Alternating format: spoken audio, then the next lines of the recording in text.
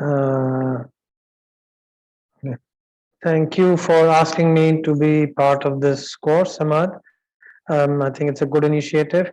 I think certainly this session should be as much about you asking as us telling you. Briefly, till the time Aziz aaye, usme he can add on to it. Um, the frequently what we have seen is that people are not cognizant of the time that when we're talking about, say, the long case and history taking in there and physical examination there, they start preparing for this right before the exam, so they are not very well prepared for it. They're nervous, and the cases are usually very simple, and they try to reach a certain conclusion even before they've started taking the history. So be be absolutely sure that even though the examiner may be looking somewhere else, they are listening to your history.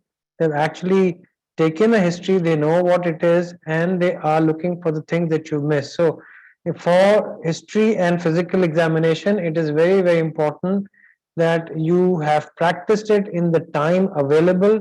जो बहुत बड़ी गड़बड़ करते हैं is because people are sort of disorganized and unnecessary चीजों में they keep on going in deep, much more deep, and miss the real things, और फिर panic होता है, and then when the examiner can see that this candidate is not going to make it in time and is panicking. So जब आप when you're preparing for your exam and when you've been doing it, what you should be doing is you should practice it just like the exam, from time point of view. As you take the history, do write down the few points that you think are important in the history, and be systematic. The सबसे बड़ी गड़बड़ people do is that they go up and down. They would take the presenting complaint and they would do something else, and they come back and then forth and back. So be a system in a systematic way. Go about the history and take it. And again, once you've taken the history, make sure that there's other areas that you think are important are covered, and you followed a sense and a thought process, because the examiner is looking at you and is listening to your history taking, and sometimes understand that it's been done in a very systematic way, or bahut dafa it has been done in a pretty haphazard up and down way, and koi dimag mein kisi qisam ka koi from the complaint the patient is giving, you're not making any sense out of it. So that is important कि आप history taking की practice करें, time को देखें, and do it with the clock, with the watch, and in a systematic way. The same with physical examination. अब तो बिल्कुल simple हो गया है. Physical examination usually दो systems को कहा जाता है, जिसमें से एक obviously उस particular disease या उस particular area से होता ही है, because examiners know what it is and you are expected to cover it up. So वो जो पहले बहुत डिटेल में फिजिकल एग्जामिनेशन होता था और टाइम लेता था, अब वो कम हो गया. So things have become slightly easier. None of the cases are something out of the world. None of them have something which you can't even imagine कि ऐसे नहीं होते. They're simple, straightforward cases, और उसके बारे में जो information होती है, the patients are sensible and they are giving it. It is when you panic and दूसरी चीज हमने कभी कभी ये देखी है, और अजीज will bear me out as well, that हमें ये फौरन ही अंदाजा हो जाता है कि अभी हिस्ट्री ली नहीं है और हिस्ट्री किसी तरफ जा रही है, और आप जो डायग्नोसिस है आपको पता है और आप उस तरफ लेके जा रहे हैं. सो डोंट कंसिडर कि जो एग्जामिनर्स हैं वो उनको इस चीज का अंदाजा नहीं होता. हमें सबको पता है कि एक बहुत बड़ी तादाद आप लोगों में से, सब नहीं, एक बहुत बड़ी तादाद आप लोगों में से जाके इन केसेस को देख के आई भी होती है. सो इन केसेस के बारे में आपको पता है. So don't try to go in direction जो हिस्ट्री खुश हो रही है और आप उसका कुछ और बना रहे हैं. So be careful. The examiners have been students at some stage as well. सो हमें भी अंदाजा होता है कि क्या हो रहा है. Aziz, you want to add something there? हाँ, इसमें वही है कि जैसे तुमने कहा कि जैसे ये लोग मुख खोलते हैं, पता चल जाता है कि कितने दिन बाद ये मरीज को देख रहे हैं. यानी प्रैक्टिस नहीं होती, टाइम कंज्यूम, उसमें एक ही सवाल बार बार पूछ रहे होते हैं. जो पेशेंट बता रहा है, you need to take it at face value. जो बता रहा है उस हिसाब से हिस्ट्री को कंपोज करें, उस हिसाब से आगे बढ़े. अब तो हिस्ट्री का कंपोनेंट और एग्जामिनेशन का तो बहुत सिंप्लीफाइड हो गया है, पूरा डिटेल नहीं देनी है, एक सिस्टम देना है, हिस्ट्री देना है, अराउंड 20 मिनट्स का है. लेकिन इशू वही आता है कि वो 20 मिनट्स में 15 मिनट तो हिस्ट्री ले रहे होते हैं, और हिस्ट्री में भी वो वही प्रेजेंटिंग कंप्लेन को बार बार पूछ रहे होते हैं, और 5 मिनट में फिर they end up doing a physical examination, जिसमें एक सिस्टम का एग्जामिनेशन और जनरल एग्जामिनेशन होता है, जो 5 मिनट में पॉसिबल नहीं है, फिर मिस करते हैं, फिर घबराते हैं और कंफ्यूजन क्रिएट होता है। उसके बाद जो वाइवा की बारी आती है तो उसमें फिर वो रिफ्लेक्शन आ जाता है उस चीजों का। एक एग्जांपल लूं, अभी आई थिंक पिछले एग्जाम में एक केस था जो मैं जिस पे लॉन्ग केस पे था, और मैं और मेरे साथ जो कॉलीग था, when we heard the history and we saw the things, we would not have been able to make the diagnosis because बिल्कुल फट था। सो वी अग्रीड कि ये इस तक पहुंचना डायग्नोसिस आसान नहीं होने वाला है। It's you know it didn't make sense कि हिस्ट्री किसी चीज की थी और उसमें एक कोइंसिडेंटली और बहुत बड़ी एक फाइंडिंग और उसका वो डायग्नोसिस निकला। सो हमने ये पहले एग्री कर लिया था कि ठीक है, जो वो हिस्ट्री देगा उसी पर एग्जामिनेशन होगा, और फिर जो रेलेवेंट इंफॉर्मेशन है we can ask them in that direction. तो ये नहीं होता है कि आपको कोई ऐसी बिल्कुल ही चीज होगी कि जो छुपी हुई होगी और समझ में भी नहीं आएगी। हिस्ट्री से सब हो जाता है, patients obviously give that history and the examiner are cognisant, ये उनको अंदाजा होता है कि क्या हो रहा है। देखो इसमें वो जो समझते हैं ना कि कोई कॉन्स्पिरेसी है, हिडन एजेंडा है, there is no hidden agenda, everything need to be taken at face value. ये ना सोचें कि ये बता रहा है तो नहीं, इसका मकसद ये है। इसमें अपने आप को कंफ्यूज करते हैं और खुद फंसते हैं फिर। जो पेशेंट बता रहा है उसी के ऊपर बात होगी, ये थोड़ी होगा कि जो पेशेंट ने नहीं बताया है उस पर बात नहीं होगी। If you ask patient something and वो आपको कुछ और बताता है और कुछ और होता है, तो we'll take it what you are telling us. Okay, ये एक सवाल यहाँ से आया है फिर अहमद कि is it important to complete exactly before 20 minutes, और उसी से related है sir, if 10 minutes are over can we ask remaining history question during examination? कोई डिवीजन जो 20 मिनट्स का है ये नहीं है कि 10 मिनट हिस्ट्री के और 10 मिनट एग्जामिनेशन के।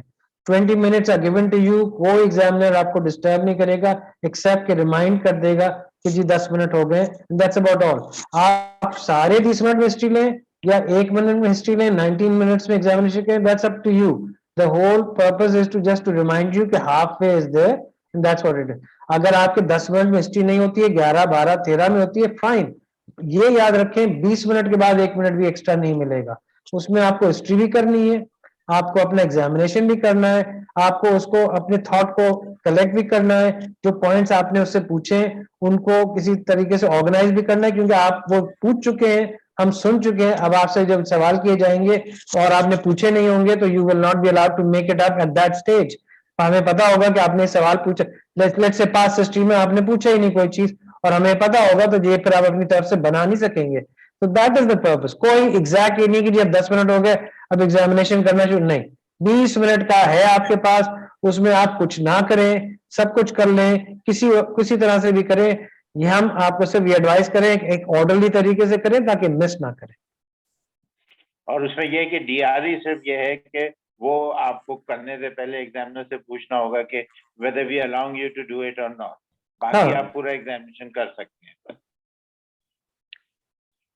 कोई सवाल? और if there is a language barrier between the patient and the candidate, what should we do in such scenario? देखें, कोशिश ये होती है कि सारे पेशेंट्स जो हैं वो उर्दू बोल सके, अंग्रेजी नहीं बोलते उनमें से कोई भी, उर्दू बोल सके और समझ सके।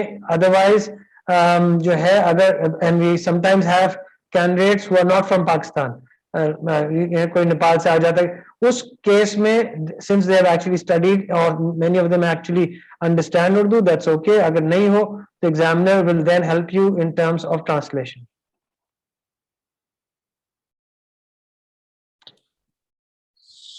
देखिए, ये जरूर है हमारी ये प्रॉब्लम आ सकती है, क्योंकि कराची में जब एग्जामिनेशन होता है तो कोई जो पेशेंट्स होते हैं उनमें कुछ सिंधी स्पीकिंग होते हैं, इसी तरह केपीके में अगर होगा या इस्लामाबाद में होता है तो उसमें फिर पंजाबी या पश्तो स्पीकिंग होते हैं, ये प्रॉब्लम आ सकती है। मगर कोशिश यही होती है कि जो पेशेंट है वो हिस्ट्री दे सके।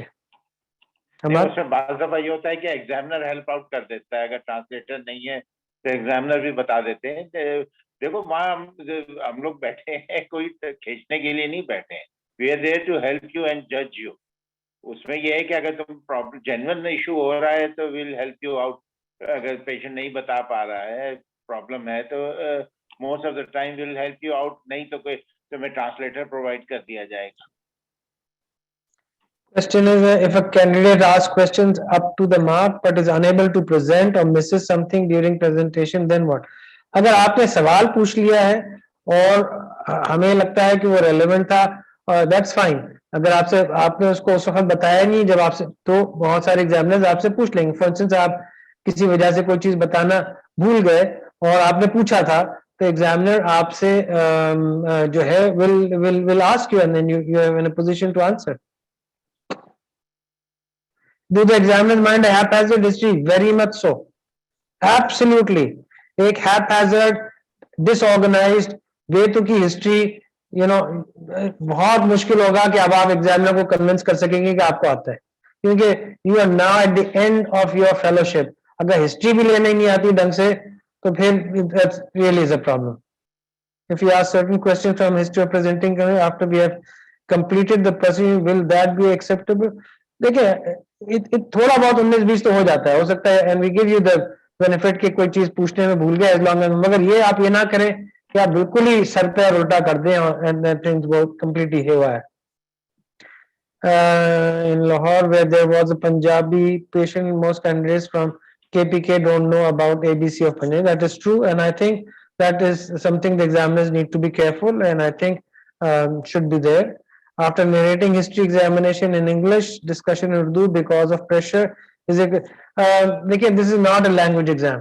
You are expected to talk to the examiner in English because Pakistan में higher education is supposed to be in English. But we are very clear कि अगर आप सही जवाब दे रहे हैं और बीच में, जैसे भी हम बात कर रहे हैं, बीच में you use in Urdu words, that's fine. You will not be failed because of that. हाँ, अगर आप अपने आप को express ना कर पा रहे हैं, ना English में ना उर्दू में, then there's going to be a problem. तो जब तक तुम बताओगे नहीं इंग्लिश उर्दू में, तो हमें पता किस तरह चलेगा, इंटरप्रेट किस तरह करेंगे कि तुम्हें कितना आता है. वी नीड टू नो, तुम्हें एक्सप्रेस करना है. इसीलिए तो ये होता है ना कि you need to practise, you need to see patient regularly, you need to take a history. कोई तुम्हें वहाँ जज करे और उसके बाद तुम एक्सप्रेस करो, हिस्ट्री बताओ. ये प्रैक्टिस करोगे तो होगा. ये नहीं कि तुम एग्जाम के लिए पहली दफा आ रहे हो, साल भर में तुमने मरीज ही नहीं देखा है, तो that's not going to help. और किसी को अंग्रेजी कमजोर होने में या गलत ग्रामर इस्तेमाल करने की वजह से फेल नहीं किया जाता. That is no reason. It's not an English exam.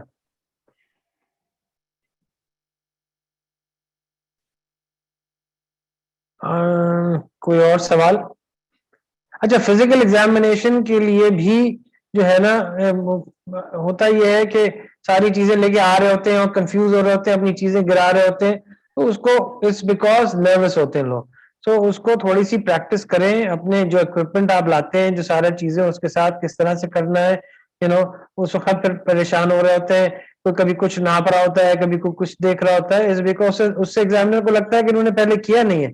कोई भी ऐसा major out of the world चीज होती नहीं है. हाँ, क्वेश्चन जब आपसे पूछे जाए, हिस्ट्री में आपने इंटरप्रेट किया है, उसमें आपने गलती की, वहां हो सकता है कि आप इस एक डायरेक्शन में चले जाएं, आपसे ना हो. मगर हिस्ट्री लेना और फिजिकल एग्जामिनेशन करना आना चाहिए, नहीं आना है तो फिर प्रॉब्लम है. Yes, you can jot down positive history and examination finding. गोला आप कुछ भी करें, हमें उसमें कोई इंटरफियरेंस नहीं होता एग्जामिनर का उस 20 मिनट में.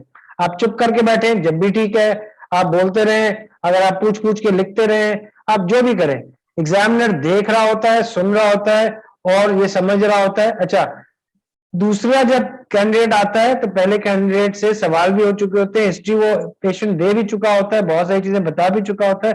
तो इसलिए दूसरे कैंडिडेट के लिए जरा सी एक ये वो होती है कि अगर वो मिस करता है तो एग्जामिनर्स के कान जो है ना, वो जरा एकदम से खटकते हैं कि this person has miss something which was asked previously.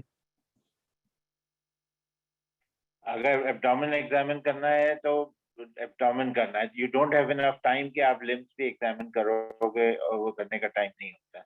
जो सिस्टम बोला जाए वही से एग्जामिन करना है।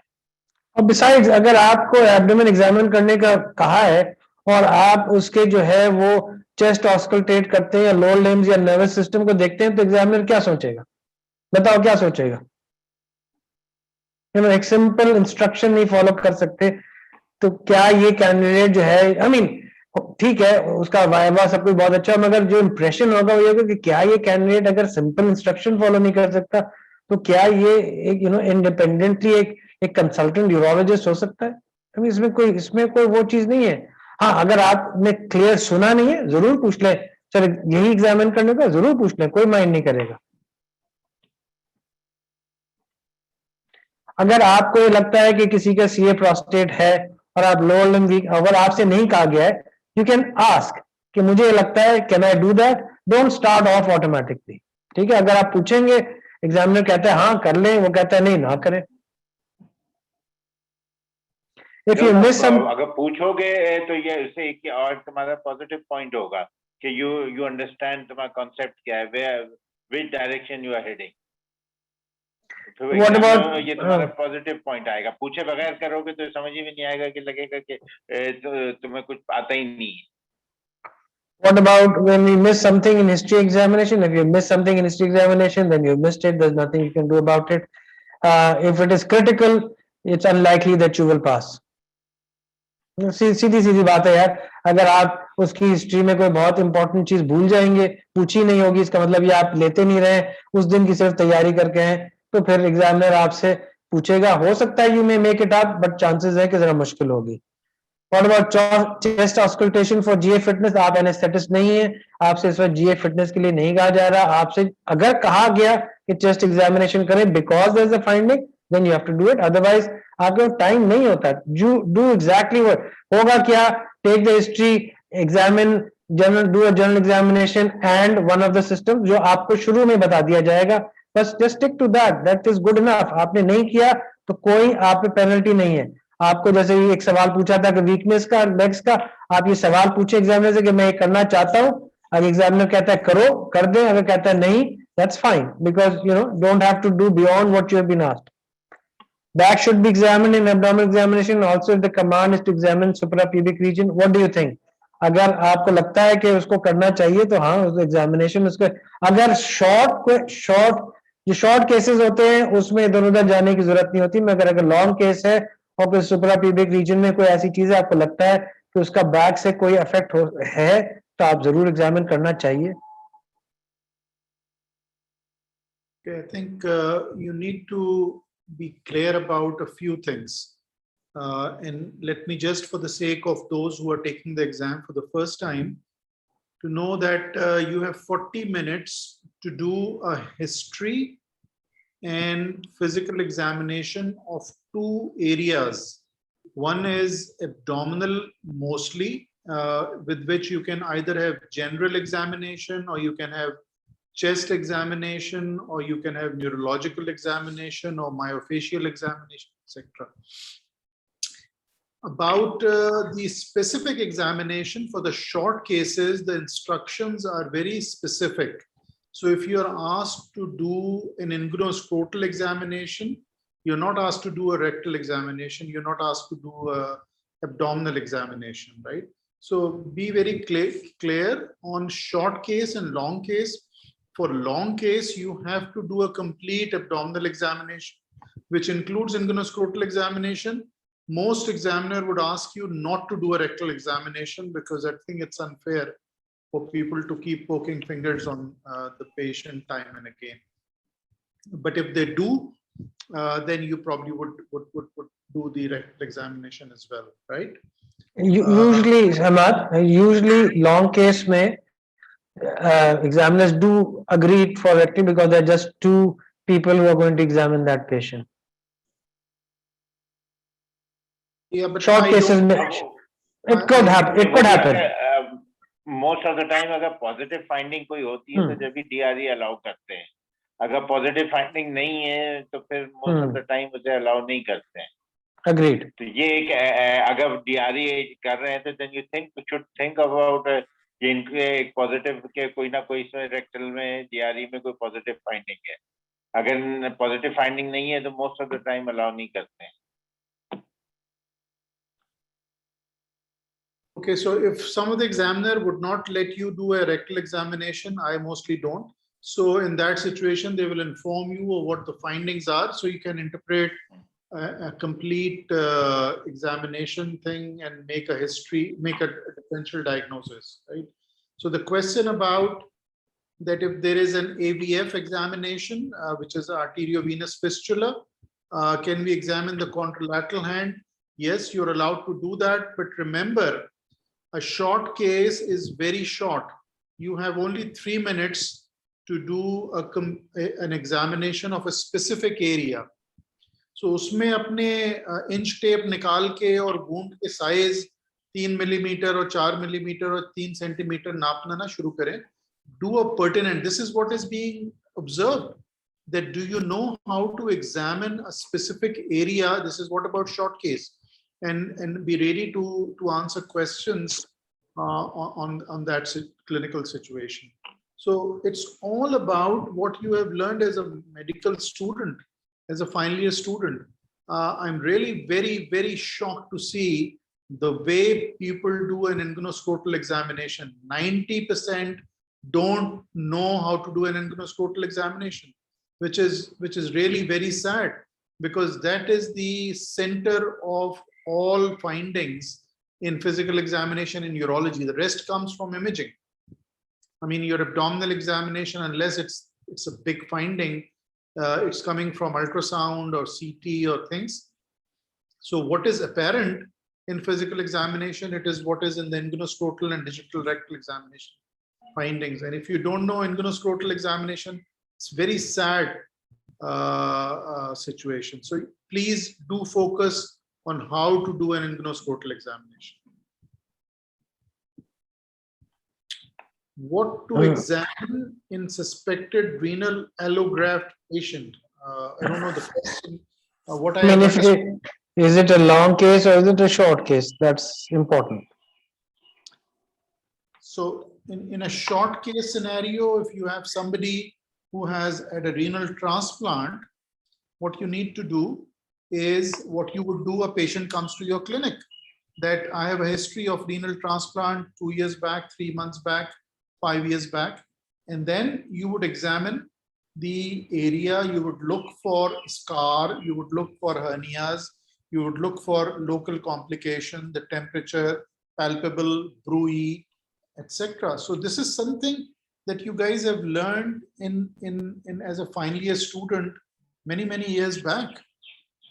There's nothing unusual about the examination that you've learned as a medical student compared to what you're supposed to do when you come for the exit exam.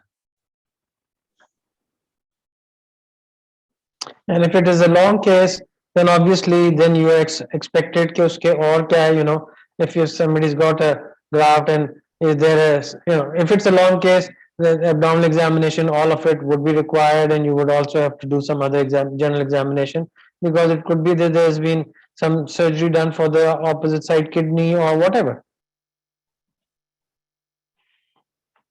Now, about the history, what you have been taught to take a classical history is after you have taken patients' demographics, the next step is that you would ask for presenting complaint, the history of those presenting complaints, past history, which is surgical or medical history, use of medications, etc., the personal history, the family history, the systemic review. So this is what you need to do, and this is what you have been taught. So there is nothing specific about it. Please do not focus on, or if you know the diagnosis, do not just focus on take that focused history from the patient, because it is known. You know, guys know where the patients are coming from. Some of you know exactly what this patient has. And then if you make a mistake and if you have misjudged that patient and you're focused to prove what you know this patient has, then you are in big trouble. And we have seen it so frequently. Aziza, this is something that has happened so frequently. हाँ नहीं, ये तो होता है, ये अक्सर ये होता है कि एब्डोमेन सही तरह से एग्जामिन नहीं किया है और फाइंडिंग में बता रहे होते हैं कि एब्डोमिनल मास है. when we have seen के properly examine ही नहीं किया है patient को, or how can you tell कि abdominal mass until unless you have seen it before? ये देखो जो एक रात पहले या 2 रात पहले मरीज देखने का उससे फायदा नहीं उल्टा नुकसान होता है.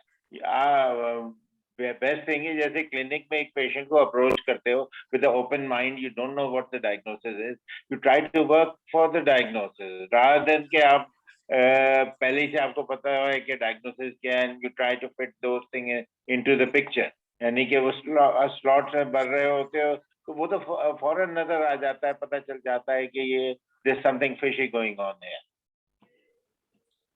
Okay, so there's a question that back should be examined in abdominal examination, and also if the command is to examine the suprapubic area. Now, remember, again, we have been saying this thing that in a short case scenario versus the long case, there is a big difference.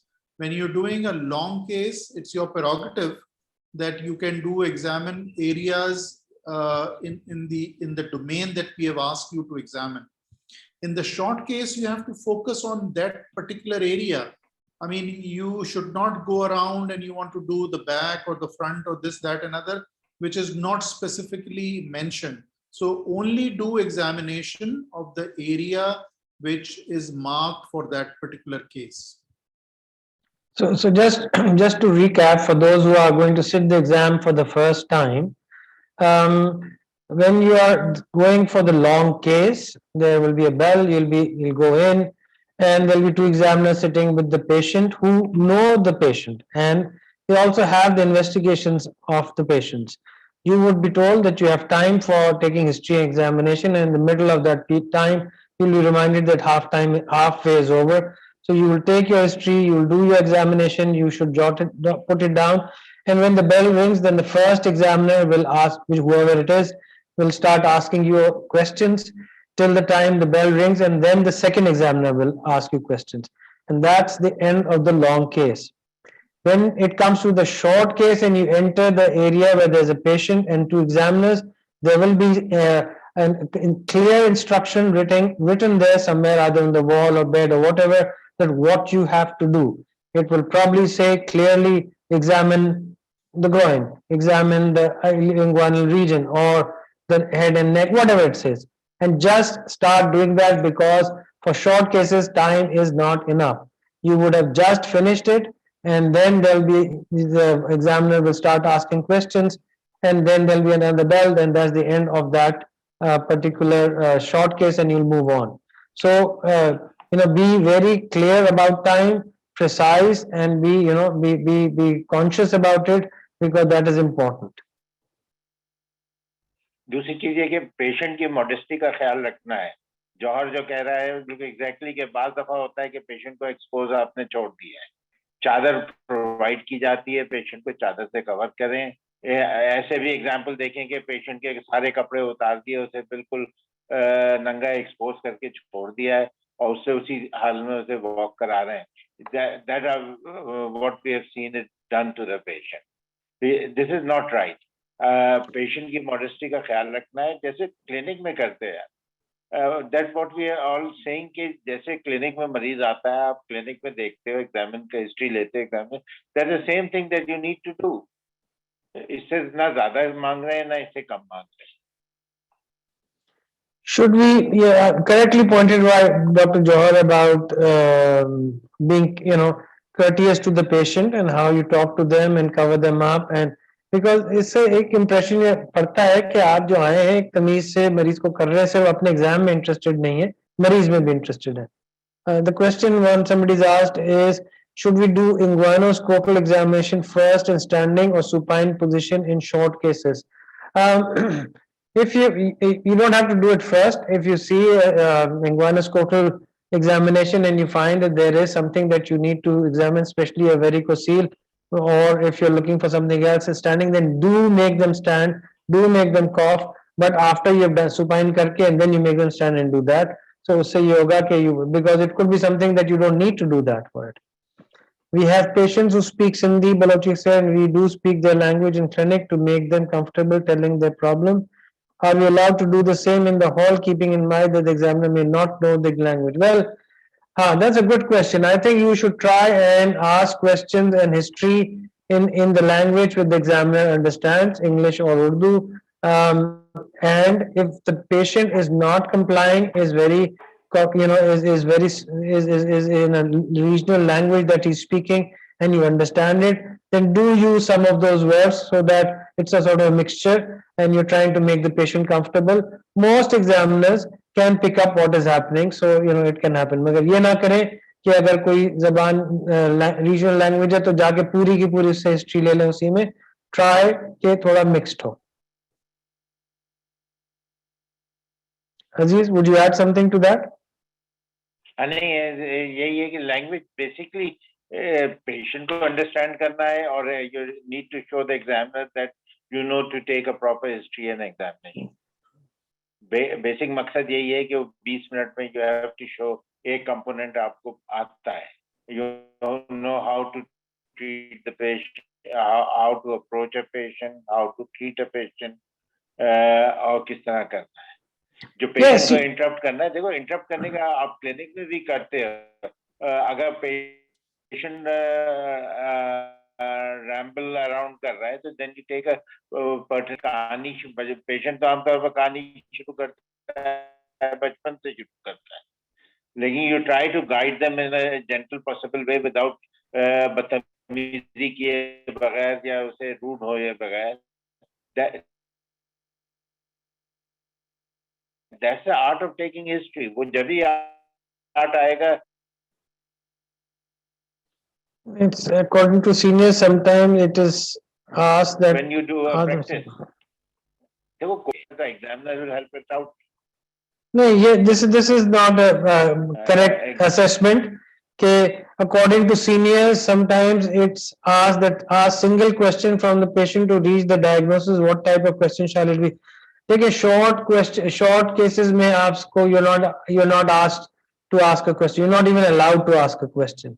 आप ये पूछे, मैं एक सवाल पूछ सकता हूँ, examiner कह दे हाँ, हालांकि इंस्ट्रक्शंस बिल्कुल क्लियर होते हैं, कुछ आपको पूछने की जरूरत नहीं होती है.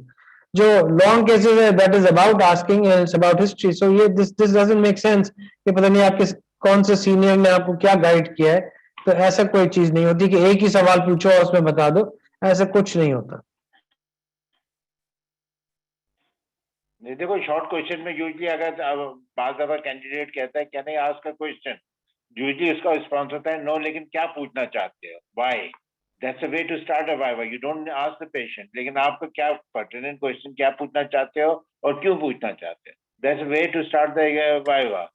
लेकिन you are not allowed to ask a patient any question. you're not needed to. Allowed इसमें शॉर्ट केस में जरूरत ही नहीं होती है. The patient is unable to speak Urdu and we don't know about the language, then what should we do? अगर बहुत ही language की problem हो रही होती है तो एग्जामिनर जो है वो आपको ट्रांसलेट करके या खुद मदद कर देते हैं या आपको एक इंटरप्रेटर प्रोवाइड कर देते हैं. और कोशिश ये होती है कि ऐसे पेशेंट्स रखें नहीं. Can you ask about pain in short case? Well, what do you think? Short किसी को एग्जामिन करें और उसको पेन हो तो क्या करते हैं, कैसे पता चलता है?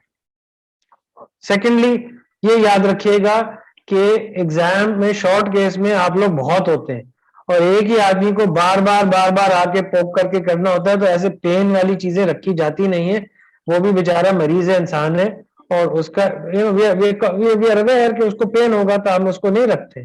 बहुत रेयर ऐसा कोई होगा कि कोई पेन किसी हो या आप बहुत जोर से दबा रहे और पेन हो रहा है. अदरवाइज ऐसे केसेस नहीं रखे जाते जिसमें पेशेंट को डिस्कम्फर्ट या पेन हो.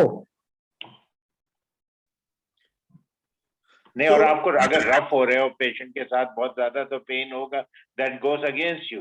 अगर किसी का स्कॉटम एग्जामिन करना है and you are pressing it, बहुत रफली कर रहे हो और पेन हो रहा है, तो you have to be gentle with the patient.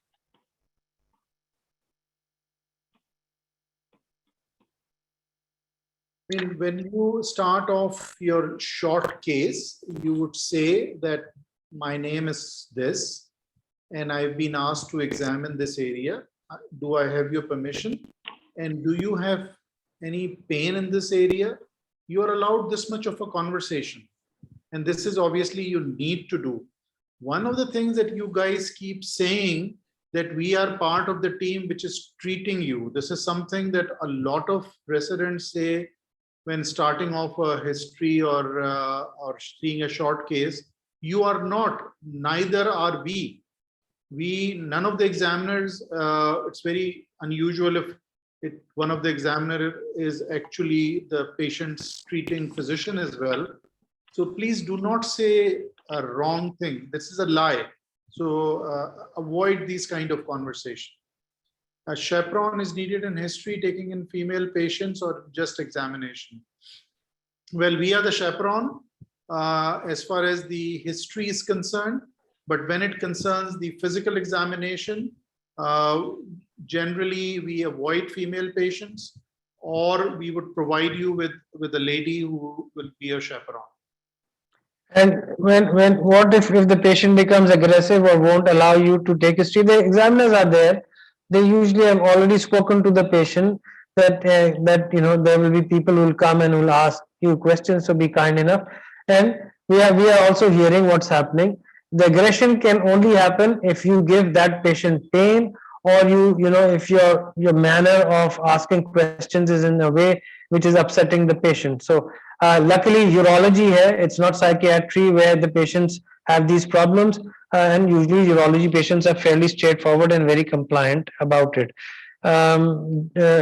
If possible, has complaint of hematuria and with LUTs and retention of urine. If take detail of each symptom, is it take long? How manage in this scenario? Well, if you can't take a history of hematuria and lower urinary tract symptoms and retention in the time available, then you shouldn't be sitting in this exam, because that's about 50% of urological complaints anyway.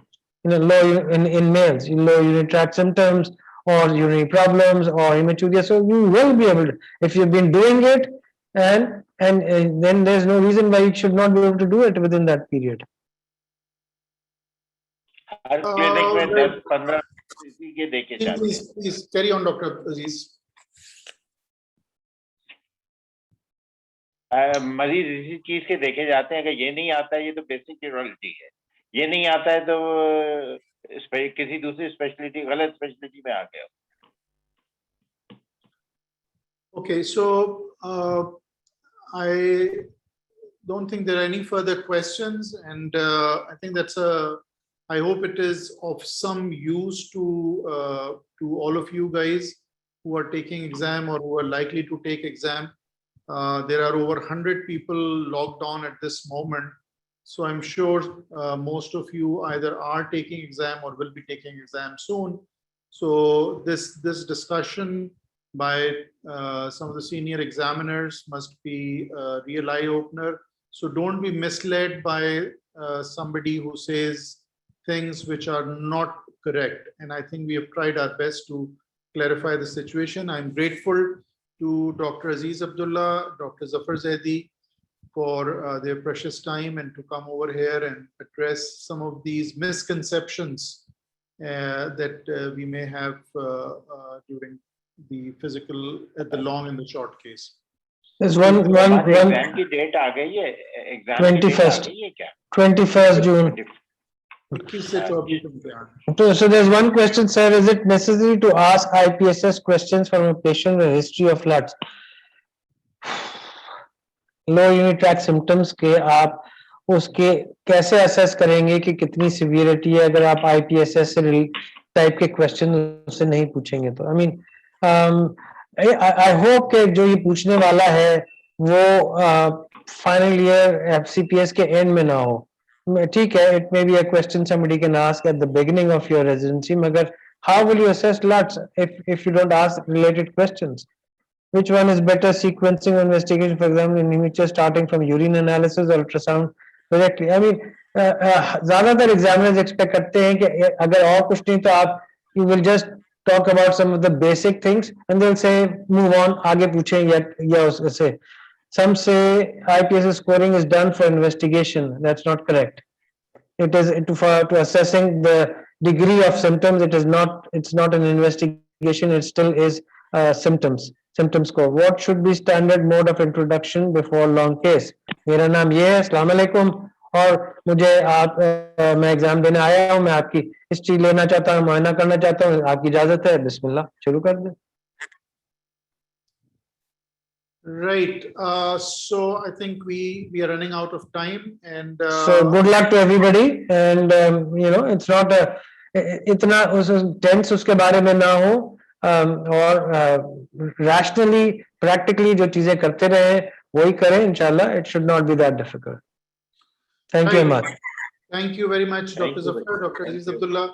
I'll just take a couple of minutes to share something with you guys before we can move on to the second presentation of this evening's program. So, you guys can all see my screen with WCE 2021? Yes, sir. Okay, right. So WCE 2021 means World Congress of Endourology, and we, by virtue of being a urologist, we are all endourologists. So the annual conference is in Hamburg, Germany. If COVID allows, it will be a physical meeting. Otherwise, it will be a hybrid meeting for rest of the world, and Europeans probably can be there. So this is between 23rd and 25th September. Now, why I'm talking about this is for two reasons. Number one, that after this course, there will be an MCQ, 50-question MCQ examination based upon the presentations and the learning that you have acquired during this whole course. Those who score top 3 will be given 1 year of sponsorship for Endourology Society membership, which includes a 1-year subscription of Journal of Endourology, Video Urology, and Journal of Case Reports, and Atlas of Minimally Invasive Urological Surgery. So you will have full access for 1 year for those who scored top 3. For the 4th and 5th position, we will reimburse 50% of the registration fees for this. There are a lot of benefits of being part of the Endourology World Congress of Endourology and the Endourology Society. You can all go to the website and look at this. We are in the process of getting a sponsorship to give you. I have been able to negotiate a special rate for Endourology Society membership, and it will be $100. So we will sponsor top 3, and the 4th and 5th will get 50% fee. Okay, so this is just a little news for all of you. Whom of you wants to take that MCQ exam and submit the results, they will be judged, and the top 3 will be awarded. Okay. I'm going to introduce Dr. Basit Salam. Dr. Basit Salam is a very senior faculty and was in Aachen until very recently. He has not only moved to Oman, he has developed a very Omani mustache and beard, which is between something like French and Omani beard. So I'm really grateful to Dr. Basit for being with us. Most of you know Basit Salam very well. Dr. Nazim and Dr. Yasser, who is a R5, PGY5 resident, are going to present cases. And we're going to talk about uroradiology, and we'll try and clear all your concepts and misconceptions about uroradiology, be it Psma scan or MPMRI or PET scan or some of the very basic radiology. So over to Nazim and Yasser, and thank you, Basit, again. Thank you, Dr. Hammad.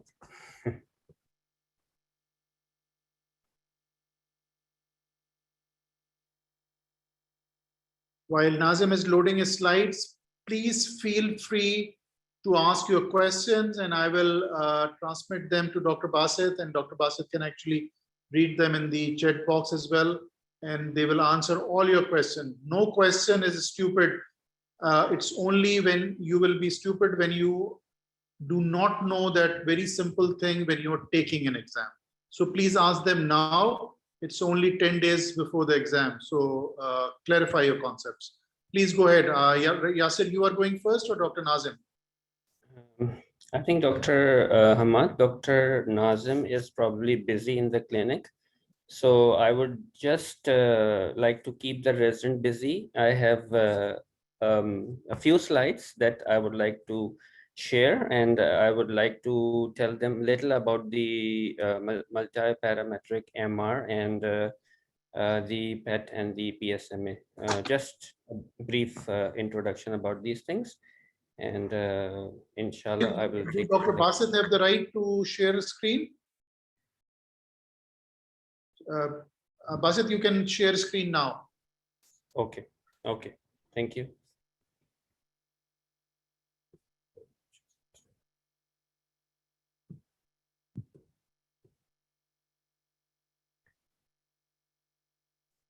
So I hope you guys can see my screen. Yes, we do.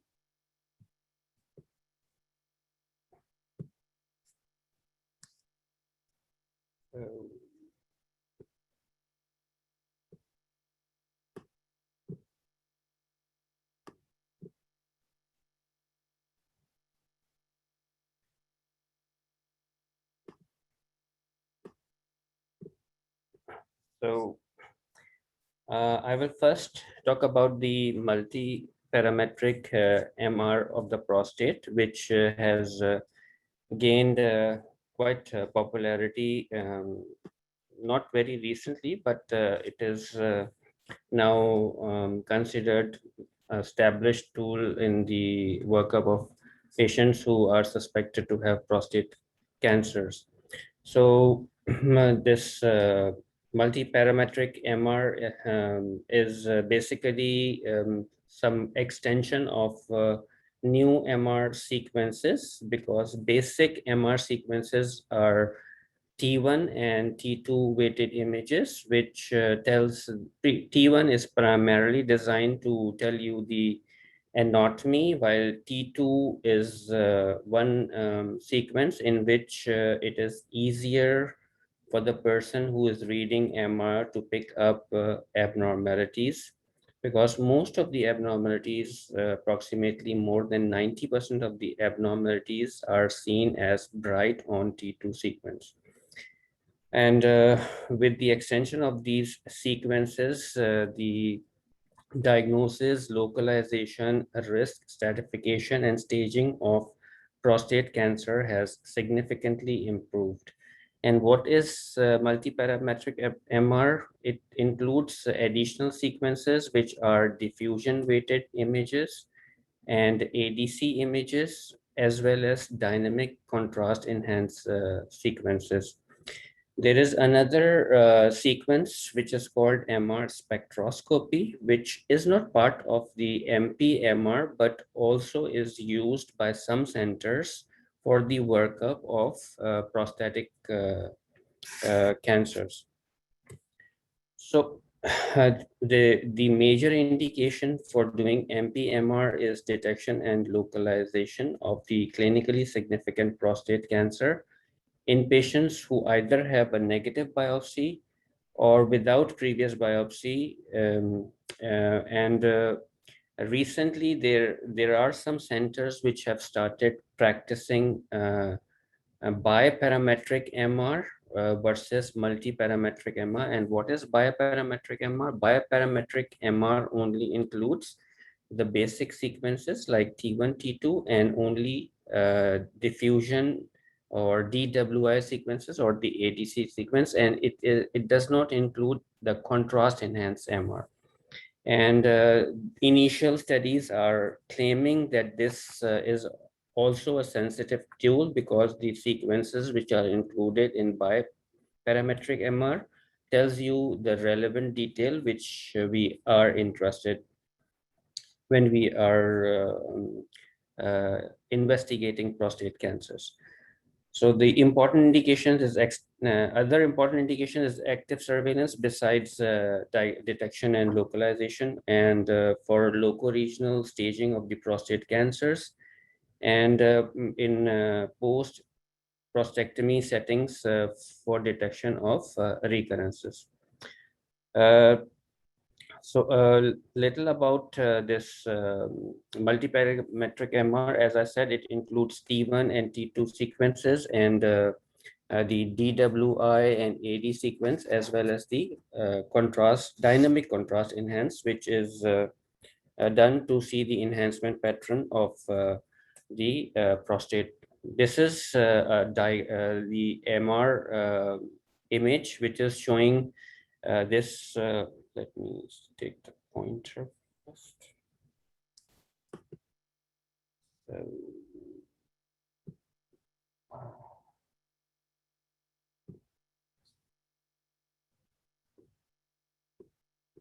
So you can appreciate the pointer. You can see that this is the focused MR sequence, the T2 MR sequence. You can see that is this high intensity area is the peripheral zone, while this low intensity area is the transitional zone.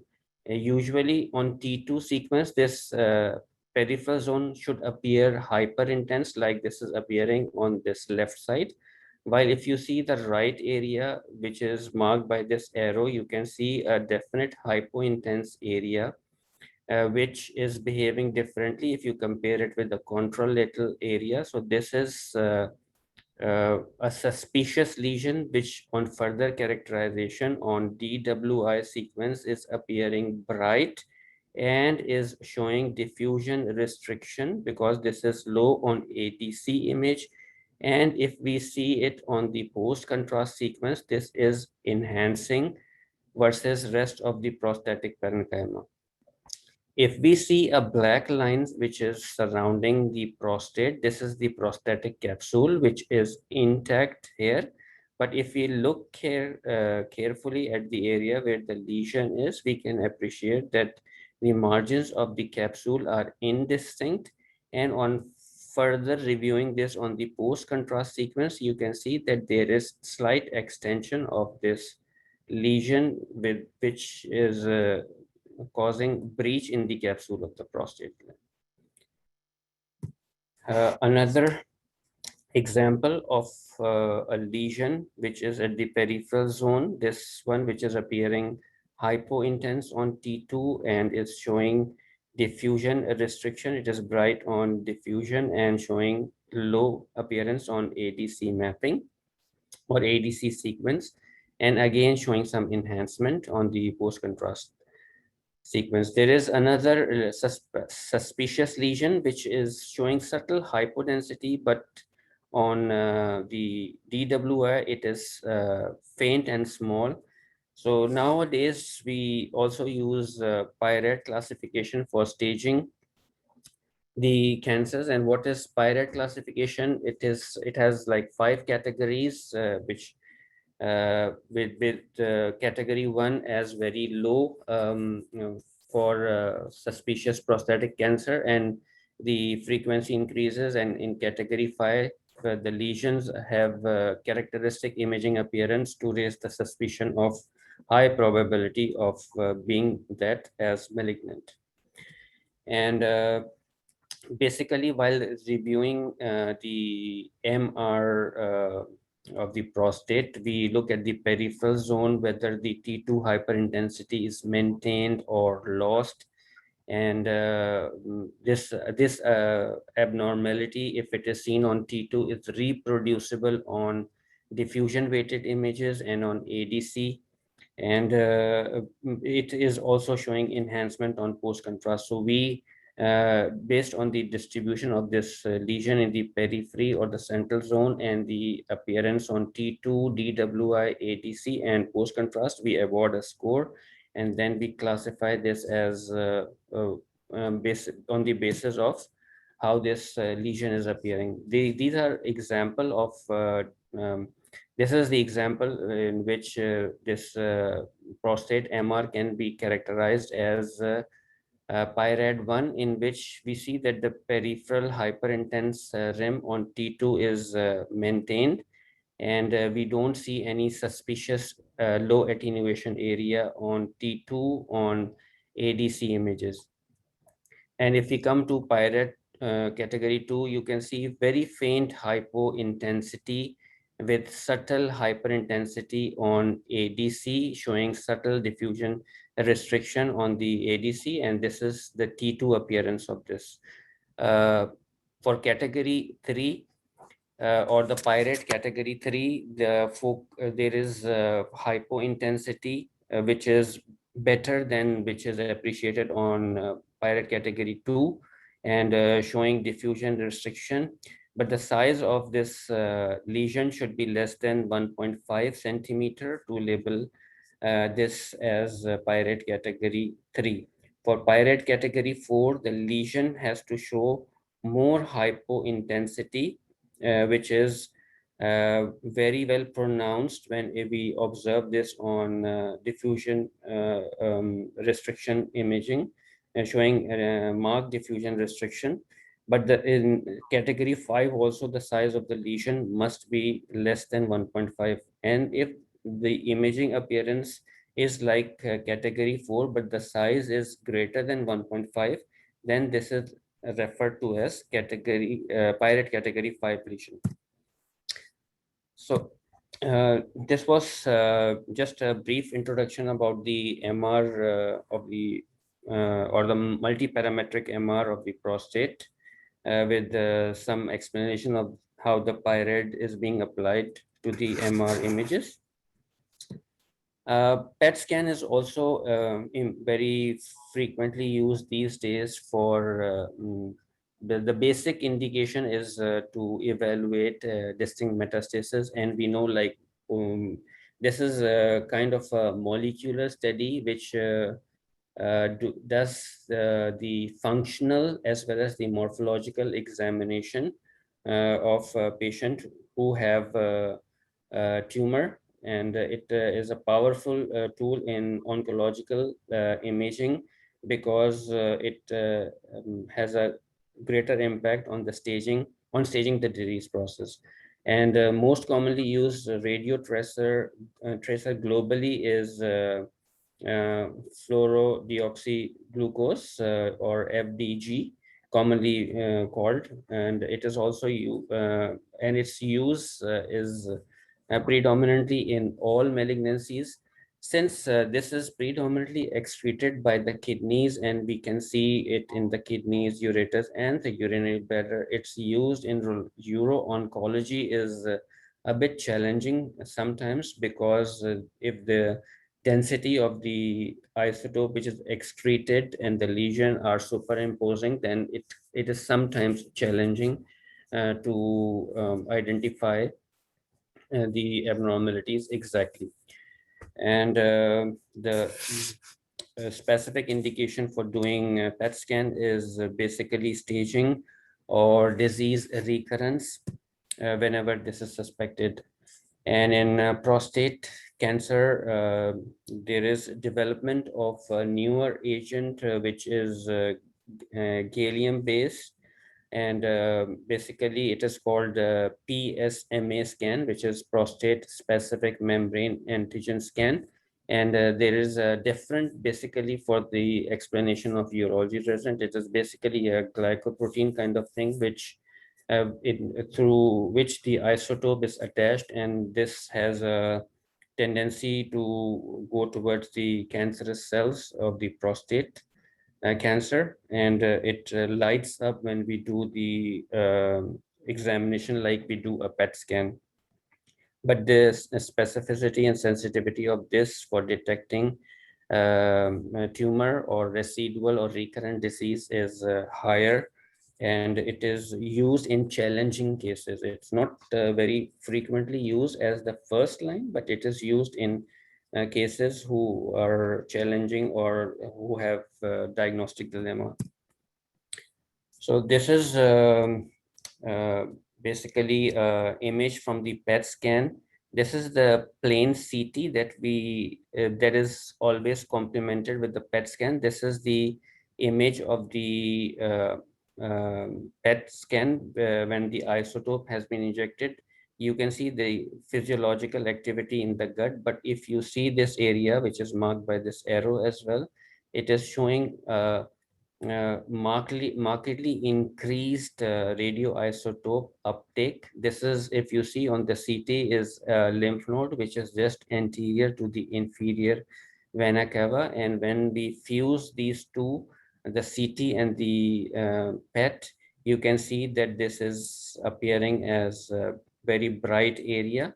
So this is definitely a disease in the lymph node.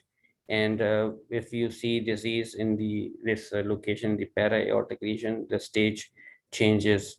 And another example of lymph nodal metastasis, this is the aortocaval lymph node, which is seen on the CT, but its characterization by the uptake of the isotope is very easy, and you can definitely comment that this is a definitely abnormal lymph node. Another scan in which there was a soft tissue thickening at the UVJ, which is also seen on the CT.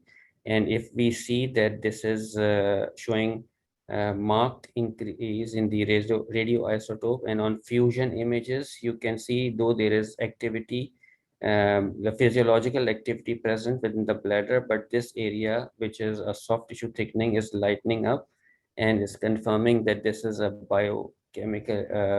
this is a metabolically active tumor. This is a CT in which there was a sub-centimeter lymph node, but on PET CT, this lymph node is showing marked increased uptake of the radioisotope and confirming that this is a pathological or a malignant lymph node. Usually on CT, if the lymph node size is 1 centimeter or more than 10 millimeter in short axis, it is considered abnormal. But sometimes the lymph nodes in this region are small, though still they are like metabolically active. So if you use the CT criteria, they will be reported as benign, but complementing this with PET always adds the additional information for staging the disease, whether by telling that whether this is metabolically active or inactive. So, like I said, that PSMA is a kind of a glycoprotein, and it's an important imaging biomarker, and it is now used in challenging prostatic cancer, especially for the evaluation of a small volume lymph node and bone metastasis whenever it is in gray area and we are not able to give the answer on routine imaging. And its advantages are that it significantly overexpresses the prostate cancer tissue, and expression is positively correlated with the tumor grade and pathological stage and degree of disease recurrence. And PSA is internalized upon binding and results in enhanced tumor uptake and retention as well. And the ideal target are small molecules of radiopharmaceutical, which are embedded with this glycoprotein and are being attracted by the prostate cancer tissue.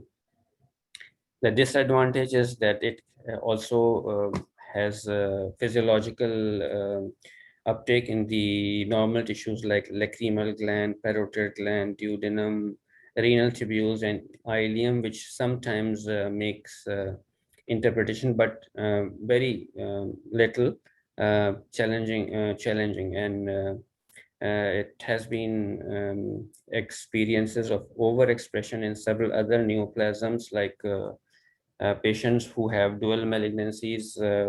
It may be challenging to specify that these metastatic disease is from prostate or thyroid or renal cell. And it is also being taken up by breast cancer cells as well. So this is an image from PSMA scan. This is a fusion image in which we can see this is part of the liver that is being covered here. We can definitely see uptake of the radio tracer in the segment 4 of the liver, and here we see that there is a lymph nodal uptake and another large lymph node at the prostatic bed. This patient also had bone metastasis. As you can see that the activity is also taken up by the femur. So this is definitely disease recurrence with the bony metastasis as well as lymph nodal and liver metastasis, suggesting that this is a stage 4 disease. And I think with this, I would end, and I would like to take questions if there are any. Yes, thank you very much, Dr. Bassett, for very clear and lucid presentation. There are questions, and I think you have clarified most of the points. One of the questions was that what is the minimum sequences required to calculate the PIRAT score? Although I'm sure that a urology resident would not be asked, hopefully, to calculate Yes. the PIRAT score. Yes, absolutely. I think the minimum that you require is 3 sequences, which is T2, DWI, and ADC sequence. If you have these 3 sequences, you can comfortably apply PIRAT. Because we have, as I said, that there is a ongoing some centers have started using by parametric MR. They are just using T2, DWI, and ADC sequence, and they have omitted the dynamic contrast enhance. Dynamic contrast enhance also strengthens the findings that we see on these, but minimum these 3 sequences are mandatory. Okay, so there's one more question about that when you're reading a PET scan or you're reading a PSMA scan, there is a color spectrum on FDG avid areas. And obviously on the scan itself, sometimes they don't mention the SUV values. First of all, for the sake of urology resident, if you can clarify what's an SUV value and what are the cutoffs of SUV value, and does the spectrum itself gives you an idea of how FDG avid an area is? Yes, basically it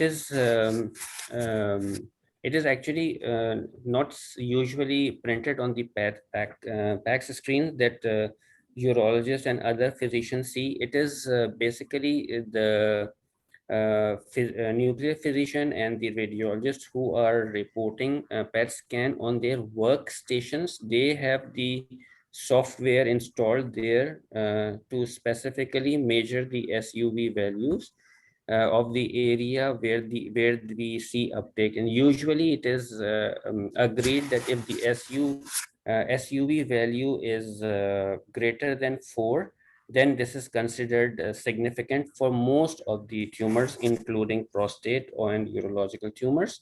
And sometimes it is challenging because there is misregistration of SUV value whenever there is a calcification present. For example, if the lymph nodes are calcified, that can be a technical limitation. That is the reason these are complemented with CT, so that we can understand is this a misregistration or it is a true registration. Right. Dr. Johar Raza, he says salam, and he wants to know what's a PSA cutoff for sensitivity of PSMA scan. We know that it's very frequently done for low PSA people who have a biochemical recurrence after definitive therapy. So the PSA levels are really low. So is there a PSA cutoff for the sensitivity of PSMA scan to define a disease? I think it is like probably if it is like under 5 nanograms, if the PSA is under 5 probably, but I really I can't remember it was like between 5 or 6, but I exactly don't remember the value. There is a cutoff for this PSA for PSMA scan. Okay. And there's one question about how to describe a multi-parametric MRI scan. I'm quite sure that very, very significant lesions MRI scans will be shared for the FCPS urology candidate. But how do you, is there any specific thing? Obviously, like any imaging, you will describe the type of imaging, the area, anatomical area that is being imaged, and then what area are you looking at, describing the normal anatomy, moving from normal structure to abnormal. But what specific thing that you would say about MP-MRI when you're reading one? Okay, so basically you always try to start with the T2 weighted image if it is, and the easiest way to identify T2 weighted image is you should look for any fluid signals. For example, when we are reviewing the prostate, the bladder is anterior to the prostate, and bladder usually contains urine. So whenever you will see urine, if it is appearing bright, and any fluid will appear bright on T2, either it be urine, it be bile, it be effusion, ascites. So any fluid that you see is going to be bright, and this is the easiest way to identify T2 weighted image. And you can identify the prostate is just posterior to the bladder. It is at the base of the bladder. And you can see that on T2, there should be the peripheral zone should be hyper intense, like I showed you in my presentation. If that hyper intensity is lost in some part at the peripheral zone, that part should be read as suspicious, and you should further characterize it with subsequent sequences like diffusion weighted and ADC sequence. And if available, if you have post contrast, then you confirm it. This portion should be enhancing versus rest of the prostate, which you see abnormal on T2. Right. Thank you very much. There is a very smart question by Junaid saying that if we can't read the MRI scan, can we say that we will send it to Dr. Basis Salam to read it and tell what it is? Of course, I will be more than happy. But actually, you should just describe it like that. If you have been given multiple MR sequences and you are not able to identify, at least you can take some time or buy some time by saying that I can see MR images of XYZ patient aged itna, if you can, because usually the patient's name and age are mentioned either on the right upper corner or left upper corner of the image that you are seeing. And meanwhile, you just concentrate to look for some fluids so that you can identify. And if you are not able to identify, but you can see that the T2 hyperintensity of the prostate at the peripheral zone and the transitional zone, you see lesions. So you just describe that I can see area of abnormal signal intensity. Don't use the word this is hyperintense or hypointense if you think they are confusing. Just say area of abnormal signal intensity on the right side, on the left side, or involving the entire gland and extending out of the gland. As I show you, the capsule all of the prostate appears hypo-intense on T2 image. And for the breach, you have to see the other sequences, whether this is extending into the paraprostatic tissues or not. So this is how you describe that there is an area of abnormal signal intensity seen on the right side on the left side, which is appearing either you say bright on this or low on this. If you don't want to say, just say area of abnormal intensity, signal intensity, which is enhancing or not enhancing, looks suspicious or. Okay, thank you. Yasser or Nazim, are you ready for the presentation? Sir, I'm ready. Chali, Am I please audible? go ahead. Right. So, Assalamu alaikum to all of you. So, this is a presentation, and it would be an interactive presentation, and the chat box is open. And we have some interesting cases, scenarios, and spot diagnosis, and we will encourage the participants to put your diagnosis in the chat box. So first disclaimer is that I'm not a radiologist, so we might need Dr. Basit Salam's help in further clarification of these images.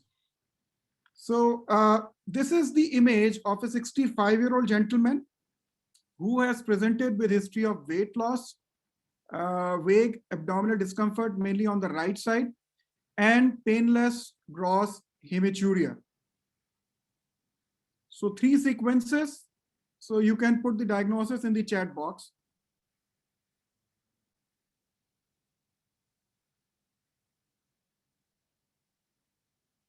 A 65-year-old gentleman with painless gross hematuria and history of weight loss. Right, so Rahim has put that RCC, renal mass, very correct. Anything else besides RCC? So Sana Hussain has mentioned that there is a tumor progressing in the IVC. So this is, this is there. So in this image, you can see that there is a mixed density heterogeneous vascular lesion. And there you can see the enhancing tumor thrombus in the IVC. This is the image below the level of the renal hilum. So the lower IVC is normal. And this is the coronal image. And again, you can see that there is a solid tumor growth in the IVC. Can anybody comment about the extent of this IVC thrombus? So what is the stage of this disease?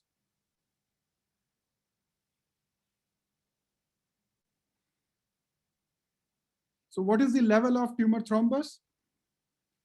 Level 3. So this is not T4. Mohammad Mashkoor has mentioned that this is T4. So it seems that it is not involving it is not going beyond the pararenal fat. So this is IVC thrombus. So this is stage T3C. And it is stage, the level of thrombus is level 3. And you all know that a tumor thrombus which extends behind the liver above the hepatic veins, but below the diaphragm is level 3 IVC thrombus. So let's move on to the next scenario. A 55-year-old lady presenting with gross painless hematuria had a CT scan with contrast. This is the plain CT scan, I mean without IV contrast. However, you can see the contrast in the GI tract. And these are the post-contrast images. So what do you see here?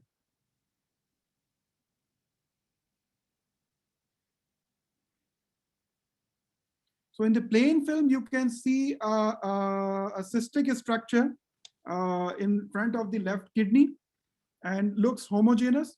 But in the contrast enhanced image, you can see in the top one that there are multiple enhancing septa. And in the lower image, you can see some solid components. So Niaz Muhammad and Fahad and Arsalan, they have all mentioned that this is a complex renal cyst. Arsalan has precisely said that this is Bosniak type 4 cyst. So this is the Bosniak classification, which is used to characterize the cystic lesions on the kidney. And you all know that type 1 cyst is a simple cyst, which is anechoic, imperceptible wall, and which is round. Type 2 is minimally complex with single thin septations, and both type 1 and type 2 cyst have almost 0% chance of being malignant. Type 2F cyst is a minimally complex one with thin septations and some thick calcifications. It might harbor up to 5% of malignant potential, and type 3 cyst is one which has thick or multiple septations. In this case, it was a type 4 Bosniak cyst because you could see a solid enhancing mass, which with some cystic degeneration or with some, this is actually a cystic RCC, and the chances of being malignant are almost 100%. Now moving on to the next case. So a 70-year-old gentleman, again presenting with weight loss, anemia, and gross hematuria with amorphous clots.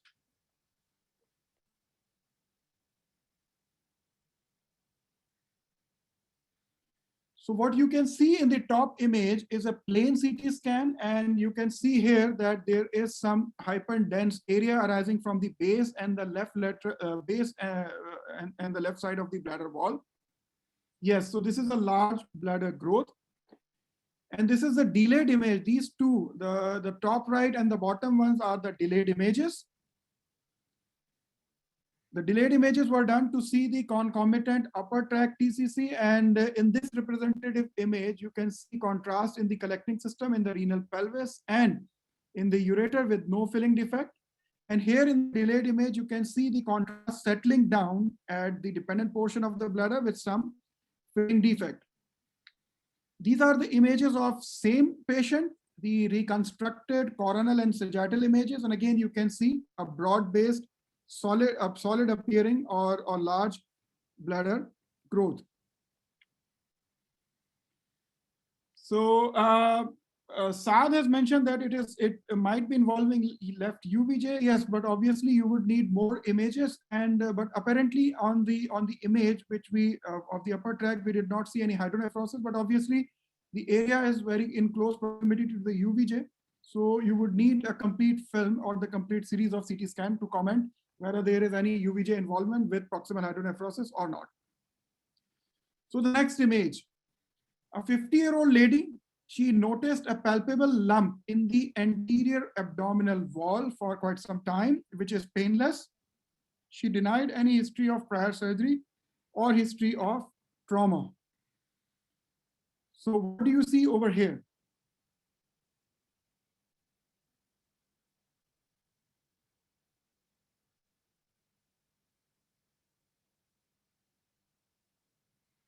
So Arsalan Parvez has mentioned urethral adenocarcinoma. Yes, so you can see a nodule in the anterior abdominal wall. And if you see the reconstructed image, there is some thickening in the anterior wall of the bladder, which might be in communication with this lesion. So this could be a subsequent biopsy of this lesion was done, and it obviously showed a urethral. So the next case is of a 60-year-old lady who is on warfarin for her heart issues, atrial fibrillation, and she also has valvular heart disease. She's a known case of urolithiasis and presented to ER with sudden onset of left-sided flank pain for about 5 hours. She denied any history of intervention like lithotripsy or percutaneous intervention. In ER, the workup was done and her INR was found to be raised 4.8.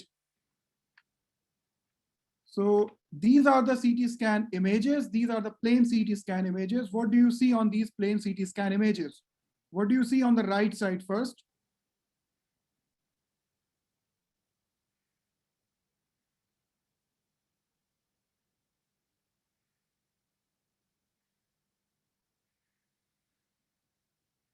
So waiting for the answer. So Sana Hussain has mentioned stones. So there is a branching stone in the upper image and multiple daughter calculi in the lower image. Yes. What do you see on the left kidney?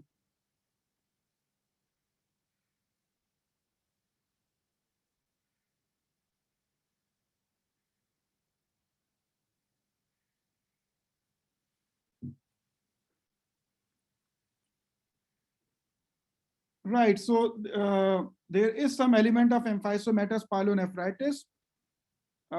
Yes, so there you can see some hypodense areas representing the gas shadows. But what is this swelling around the kidney? What is this swelling?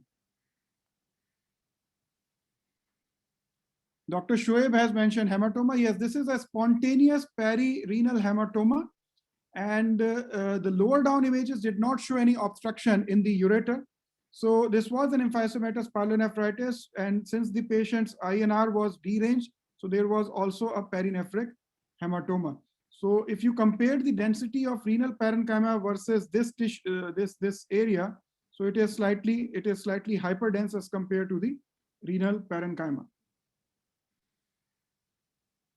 So Sana Hussain has mentioned that there is enlarged kidney with air within the parenchyma and perirenal collection. It is a bit more dense with a deranged INR, so this could be a perinephric hematoma.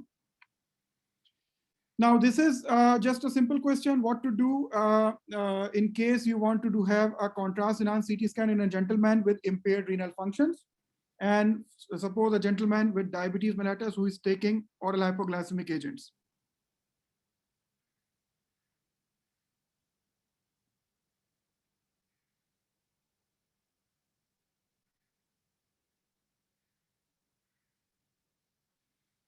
So first answer by Fahad is plain CT. Zara Kazmi is saying that hold oral hypoglycemic 24 hours after and before the scan. And post-CT dialysis was also one of the options, withheld metformin for 48 hours, right? So someone who has deranged or impaired renal functions, let me give a scenario, a gentleman with a creatinine of 1.7 and 1.6 borderline creatinine, and if you want to have a contrast-enhanced CT scan, so first thing is for the patient to have hydration, hold metformin 24 hours prior and 48 hours after the contrast. Obviously discuss this scenario with the radiologist, and you can start N-acetylcysteine 24 hours prior to the scan. Now, imaging for trauma. So generally, the grading system for trauma is American Association of Surgery for Trauma guidelines, which recommend dual arterial and portovenous phase imaging for the evaluation of solid organ injuries and vascular injury, such as liver, spleen, and kidneys. Now, how to perform a single shot IVP? So this is one of the scenario, a patient who has come to ER, he's not hemodynamically stable. There is no time for him to be shifted to the radiology suite for a contrast enhanced CT scan. The patient is resuscitated and rushed to the OR. So how would you perform a single shot IVP, and what do you want to know in order to have a single shot IVP?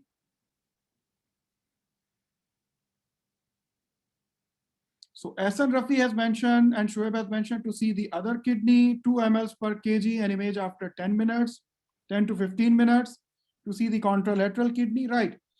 So very true. So you give a rapid bolus of 1 to 2 mL per kg of contrast, 1 to 2 mL per kg of Omnipac. And then you take a single plane abdominal X-ray after 10 to 15 minutes. And the X-ray is done, and fluoroscopy or CM should be avoided because it gives poor images, and the consideration should be that the table must be X-ray or fluoroscopy compatible. The idea of performing the single shot IVP is to see whether the patient has the contralateral normal anatomical and functioning kidney, and to see if there is any uptake by the affected kidney, and to see if there is any extravasation from the affected kidney. So to see the status of contralateral kidneys, delayed excretion, extravasation from the affected kidney. Now, how would you perform a cystogram in case of a trauma? Suppose there is a case with pelvic fracture. There is a blunt injury to the abdomen and suspected pelvic fracture. And you suspect that there is injury to the bladder, blood at the meatus. You passed a catheter and it is not draining much. So how would you perform a cystogram in the trauma setting?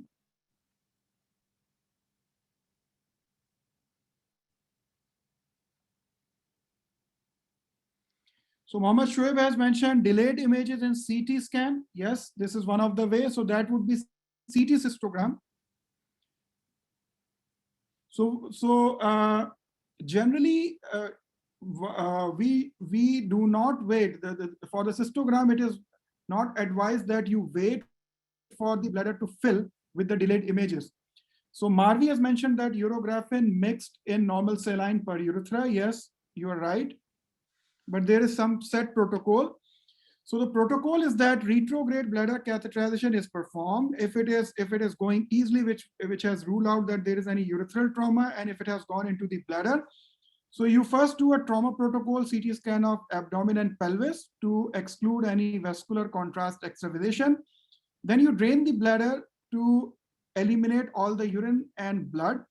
And then bladder is retrogradely filled using at least 300 ml of saline diluted with contrast agent, which is about 20 ml of contrast in 20 ml of contrast is diluted in 500 ml of saline, and 300 ml of sterile. This fluid is instilled in the bladder under gravity drip 40 centimeters above the patient. So you do not push the contrast with the help of catheter tip syringe, but under the gravity drip, you slowly and retrogradely fill the bladder at the height of about 40 centimeters, and then repeat the CT scan of pelvis with multiplanar reconstructions.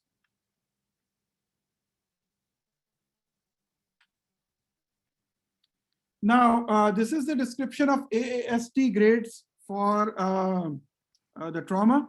So there is one question from Ahmed Bashir. What if there is a suspected urethral injury? So if you suspect urethral injury and there is blood at the meatus, so there are two school of thoughts. Some people say that one should make a gentle attempt at the catheterization with a thin and flexible catheter under good lubrication. If it is passed, then that is fine. And if there is any resistance, you should not make further attempt to pass the catheter because you might convert a partial urethral injury into a complete disruption. And there are chances that you might introduce infection in the pelvic hematoma. So if you are not able to pass catheter in the bladder, then ideally a retrograde urethral gram should be done by passing a small caliber catheter in the fossa navicularis and slowly pushing about 20 ml of contrast to outline the anterior urethra, whether it is outlining the anterior urethra or whether there is any disruption or injury to the urethra.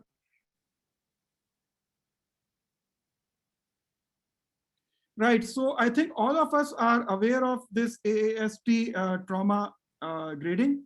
So I would put some slides and CT scan slides and would ask the participants to tell us about the grade of the injuries.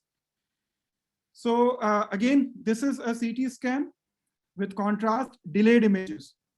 What is the grade of injury?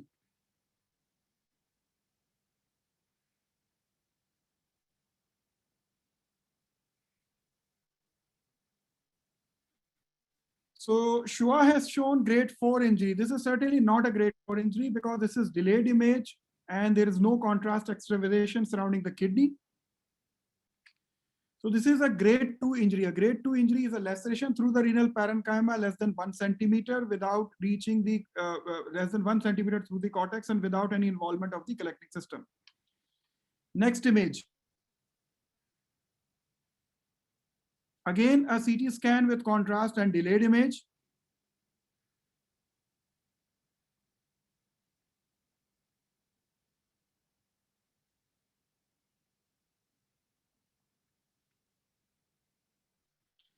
This one looks like a grade 4 injury because here you can see the lacerated area which is going all the way from the cortex to the collecting system, and you can see some contrast extravasation from there. Which grade of injury do you see on the right kidney?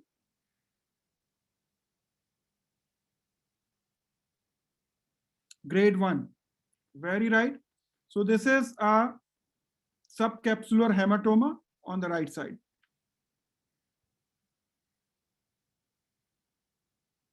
What is the grade of injury? So Arsalan Parvez has mentioned grade 5. So although the kidney is enhancing, but this is kind of a shattered kidney. And yes, this is a grade 5 renal injury. This one.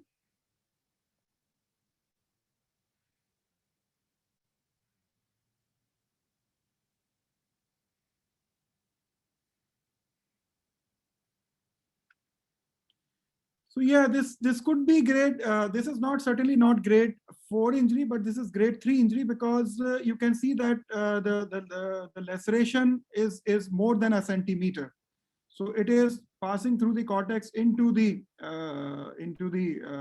medulla, and it is more than 1 centimeter, but no contrast excitation. So this is grade 3 injury.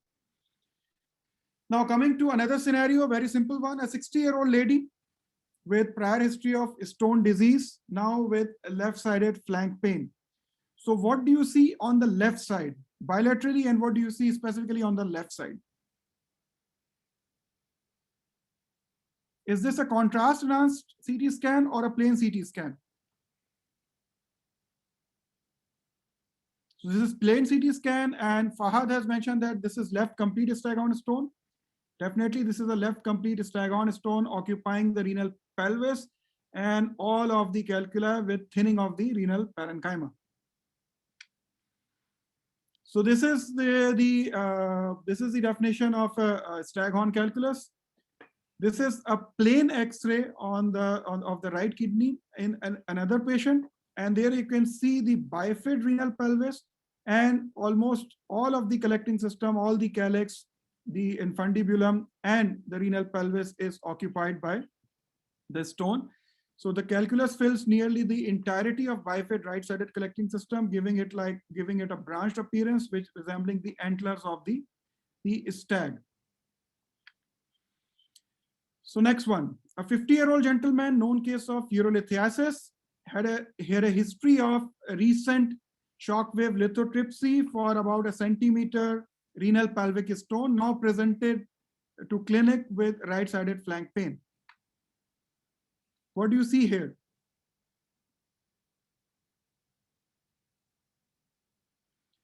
Steinstrasse, right? So you could see a street of stone. So Steinstrasse is a German term for the street of stone. It describes the location whenever these stones are stacked one over the other, or they are accumulated one over the other, especially in the distal ureter. So anyone can tell about the types of Staghorn stones? Sorry, types of Steinstrasse. So type 1 Steinstrasse, when there are small particles 2 millimeter or less in the diameter. A type 2 Steinstrasse, whenever there is a large leading fragment of about 5 millimeter and a tail of 2 millimeter stone particles. And type 3 Steinstrasse, whenever there are large particles accumulating one over the other. A 45-year-old lady with history of hysterectomy about 4 weeks back for CA cervix, complaining of continuous leakage of urine. What do you see over here?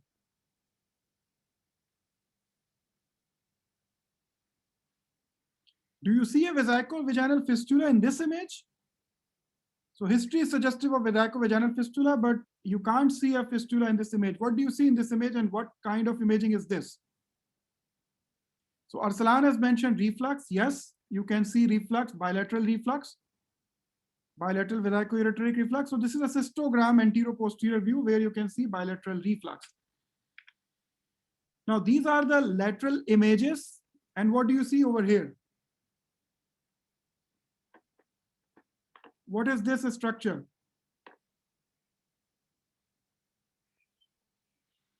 So this is contrast filling the vaginal stump. And there you can see some communication between the bladder, base of the bladder, and the vagina. So this is vesico-vaginal fistula. Now, a 17-year-old gentleman with history of spina bifida and history of recurrent UTI, lower urinary tract symptoms, and incontinence since childhood. This is a cystogram, and what do you see over here?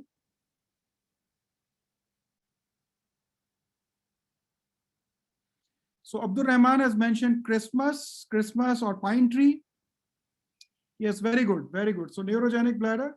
So in the neurogenic bladder, you see this typical pine tree appearance of the bladder, or Christmas tree appearance of the bladder, with the dome which is projecting out of the pelvis, and there are multiple diverticulum. The bladder is thick walled, and it resembles like Christmas tree, has a Christmas tree appearance. So this is a picture of a neurogenic bladder with typical Christmas tree appearance. So now the question which Dr. Ahmed Bashir has raised, how would you, if the catheter is not passed and you suspect the stricture, you do a retrograde urethrogram. And that's what you see in a retrograde film. So retrograde film is good to evaluate the anterior urethra, which means this arrow is showing the penile urethra. The black arrow is showing the bulbar urethra. The larger black arrow is showing the membranous urethra, and the black arrowhead is showing the prostatic urethra. And this defect is actually the verumontanum. So what do you see over here? What does arrow indicate?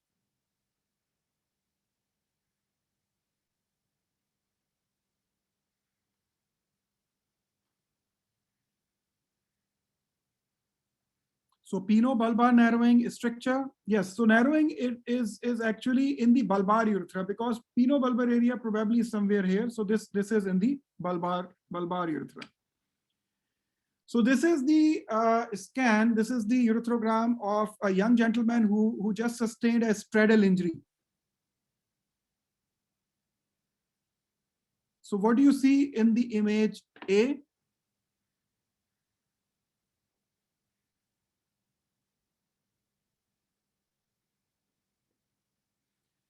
So the gentleman had an injury and history of fall astride an object. So he hit his perineum against a bar, against an iron bar.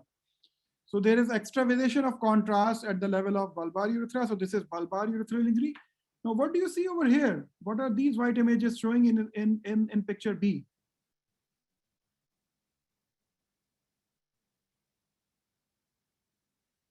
So picture A shows some extravasation of the contrast, and this looks like an incomplete injury, maybe a grade 3 injury of the urethra. But there you can see venous reflux. Yes, so there is some contrast you can see going in the pelvic veins as well. So there is extensive venous intravasation of contrast in these images. This is a cystogram of a young child about 2 years of the age. What do you see over here?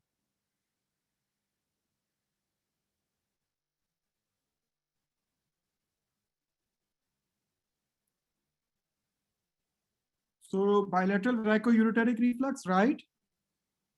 Duplex, Sana Hussain has mentioned, yes, there is bilateral duplex system, complete duplex, because you can trace the ureters all the way down to the bladder. What is the grade of varicoureteric reflux? Shafi has mentioned that it is grade 1 reflux, very, very accurately. I think it was mentioned in the slide. So this is the grading of the vasicoureteric reflux, grade 1 reflux, which is confined to the ureter only with no dilatation. Grade 2 reflux, whenever the reflux is confined to the ureter, and it also outlines the renal pelvis without any dilatation. Grade 3 reflux, whenever there is mild hydronephrosis and some blunting of the calyx. Grade 4 reflux, whenever there is blunting of the calyx with moderate hydronephrosis. And grade 5 reflux, whenever there is gross hydronephrosis and the ureters are dilated and tortuous. Now, few images about the ultrasound. So this is the ultrasound of scrotum, and it is showing a testis in the longitudinal image. What do you see over here?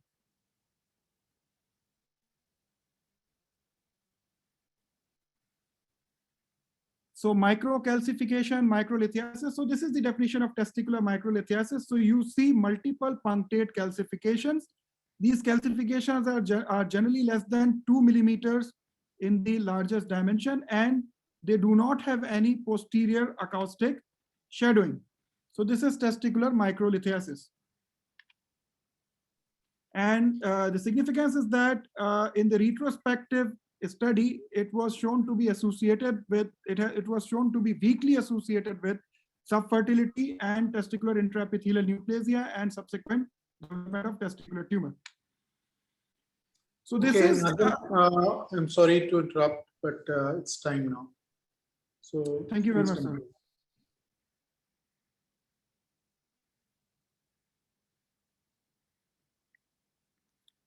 So thank you very much. And I would stop sharing my screen so that we can move on to the next session. So thank you very much. And I think a very wonderful presentation, which is covering most aspect of the common radiology that you see. And Dr. Basit Salam has again described some of the more sophisticated tests that we do, and including the MP-MRI, the PET scan, and the Psma scan. And these are something that you probably need to know a little bit about, but really these are advanced imaging modalities with technical issues. So unlikely that you will have you are required to know a lot about these in the FCPS-II exam. So I'm grateful to Dr. Basit and Dr. Nazim for this wonderful session. And now we move on to 1 hour of female urology and functional urology. Our first presenter who is going to talk about incontinence is Dr. Nuzhat Farooqi. She is has great interest in functional urology, and she will talk about urinary incontinence. And subsequently, we're going to have another session on urodynamics. So, Dr. Nuzhat. Thank you, Dr. Hammad. And I would start my presentation with the definition of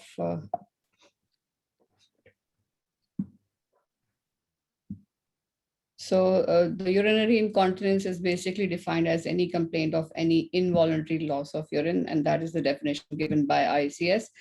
This is basically the prevalence. As we grow older, the prevalence increases, and it is more common in women as compared to men.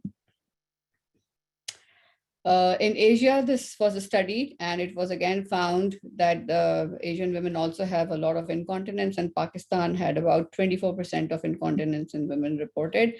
The type, basically, the mixed incontinence is the most common type, followed by the urge and then the stress. Why the bladder matters? Basically, why? Because the patient with incontinence have decreased sexual function, they have sleep disturbances, a decrease in the normal activities, and there's fear of stigmatization. And overall, it leads to decreased quality of life. These are some of the basic coping mechanisms being studied in the Western literature, where all of these patients who have urgency or urgent incontinence would try to empty their bladder frequently, or they would map the bathrooms previously, or they would stop drinking fluids, or they use panty liners or incontinence pads, and so on and so forth. So the bladder matters. Why? Because it can increase in the risk of fall and fractures. It can lead to urine infections and skin problems, and they're more likely to need treatment for depression as well. So this is just to highlight how the urinary incontinence would occur. So in urge, there's loss of urine preceded by the urge to void. In stress incontinence, basically urine loss results from exertion or coughing. And in mixed incontinence is basically the combination of both stress and urge. So what is urge incontinence? Basically the urine loss preceded by urge to void, which cannot be deferred, and it also happens because of involuntary bladder contractions, and these are some reasons that it could be idiopathic because of aging or poor bladder compliance or neurological diseases, or could be because of obstruction, infection, or tumor or stone. This is just to highlight and remind you the neurological, the nerve supply of the bladder, of trigon, sphincter, and the bladder. So why don't we leak more? Basically, in 1994, Delancey gave us the hammock theory, and what it encompasses is that the poor support to the posterior urethra results in excessive urethral mobility, ineffective urethral coaptation, resulting in ultimately urinary leakage. That's how the support arises, and then when it becomes loose, then the posterior urethra loses the support, and that's how we leak more. Some words about stress incontinence. The risk factors include obesity, multiparity, and in a study which was conducted, they found that either it is vaginal or through cesarean section, the incidence of incontinence was almost equal. Then some common types of incontinence in women. So it's pure stress is about 50%, mixed is 30%, and then pure urge is about 20%. And stress is more commonly occurring in young women as compared to older. And urgency is more prevalent as we age. So basically all these patients who have overactive symptoms would have urgency, frequency, nocturia, along with urge urinary incontinence, and then towards the other end, they have stress incontinence. This is just to show you the prevalence between men and women in US population. So as you know that women have more incontinence as compared to men. The type of incontinence occurring in men is half as common as in women. Pure urge is about 70% and mixed in 20%, and stress incontinence doesn't happen just like that. If it happens, then it could be either because of a TURP or retropubic radical prostatectomy. And that is the difference, basically, the prostate, which is different. And as I said earlier on, stress incontinence is rare in men. The other type of incontinence which can happen is overflow incontinence, post-void dribbling, nocturnal enuresis, or extraurethral incontinence or continuous urinary leakages. Overflow incontinence, basically, is the urine leakage that occurs with urinary retention, and these are the risk factors. It could be either because of lack of bladder sensation or obstruction, which can happen in men and women. In men, it is because of BPH, and women is mainly because of pelvic organ prolapse. And if this is something which you haven't seen, you may find it if you do clinical examination in your patients who are presenting in older age with retention of urine. Post-void dribbling is basically the leakage of urine immediately after voiding. In men, it is mainly because of either BPH or stricture. In women, it could be because of vaginal voiding. Nocturnal enuresis is basically bedwetting in pediatrics. It's basically leakage while asleep in adults. It could be either because of overflow incontinence or stress incontinence.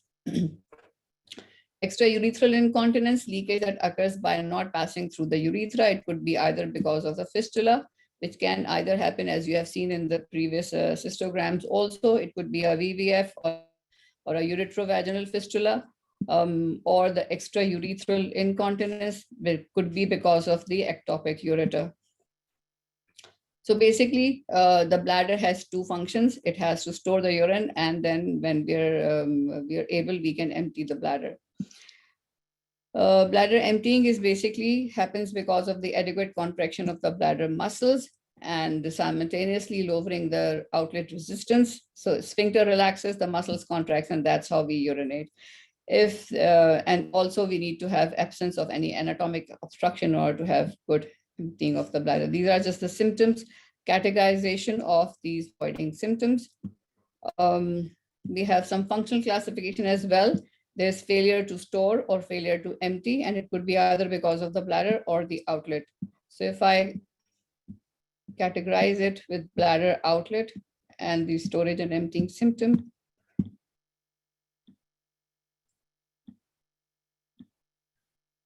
So basically, if you have overactivity of the bladder, these are the symptoms. If you have underactivity of the bladder, then these are the symptoms. Similarly, if your outlet is underactive, then we have a stress incontinence. If it is overactive, then again, we have the same symptomatology.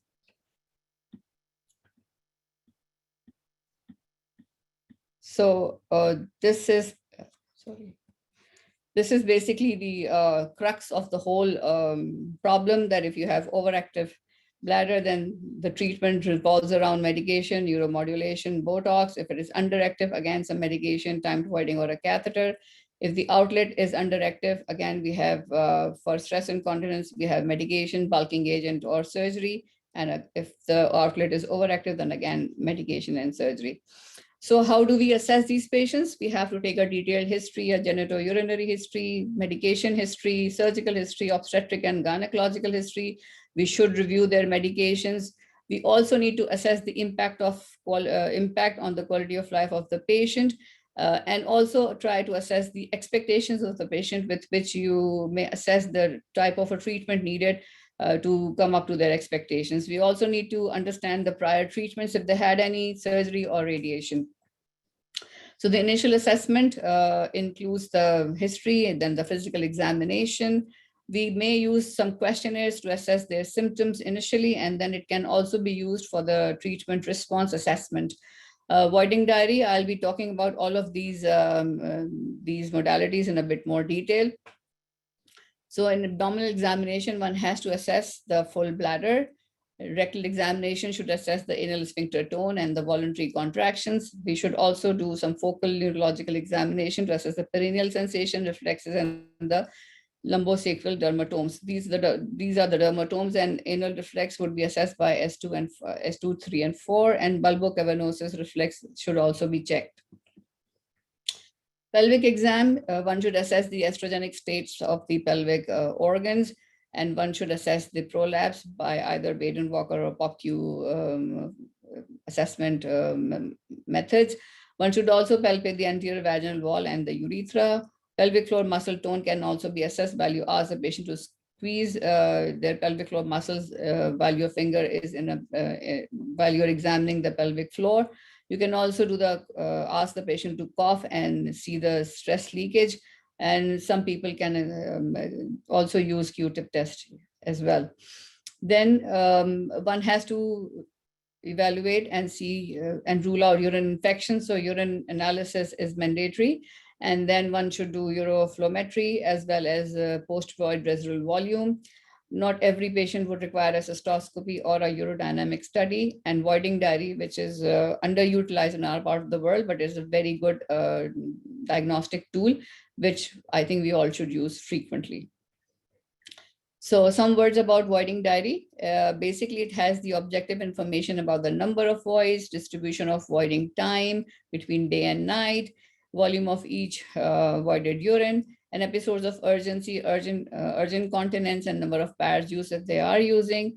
It is basically giving us the precise information, and 2 to 3 day, 3-day voiding diary is good enough.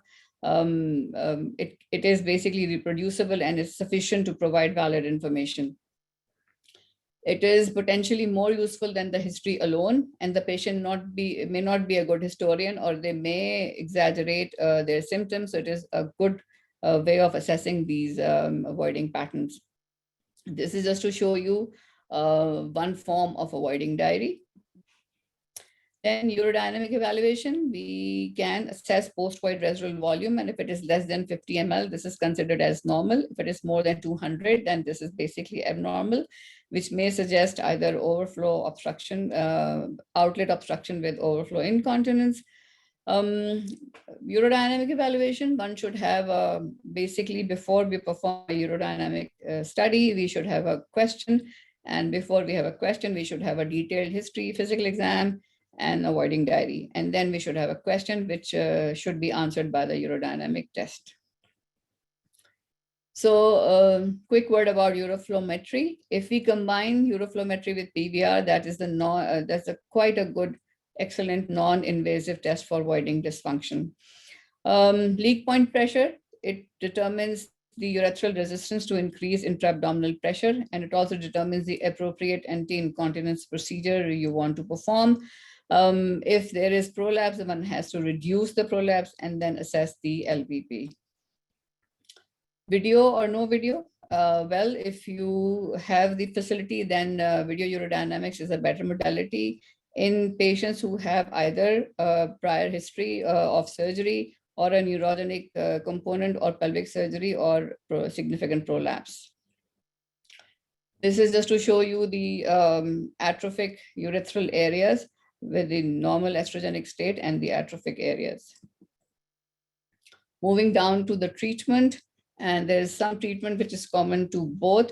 So behavior modification, patient education, and pelvic floor exercises are common to both. I will again go back to this main slide, which caters to all the treatment modalities we have. So moving down to the pharmacotherapy, we have anticholinergic agents, and these are some of the listed agents which are commonly available to us. And the treatment has really come far away, starting from oxybutynin in 1965, and now we have a lot of other agents which have better side effect profile. Some words about tolterodine, which is letrozole. It's a non-selective muscarinic receptor antagonist, and basically it is selective for bladder smooth muscle over salivary glands.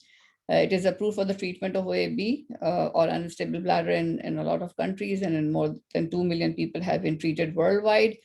According to International Continence Society, the physiologically or pharmacologically effective and recommended treatment based on the evidence from good quality randomized controlled trials. So it is also available in extended release formulations, which is once daily, and lowers the incidence of dry mouth as compared to the twice daily dosing. And it has less dropout as compared to the placebo. And as I said, it is convenience for the once daily dosing.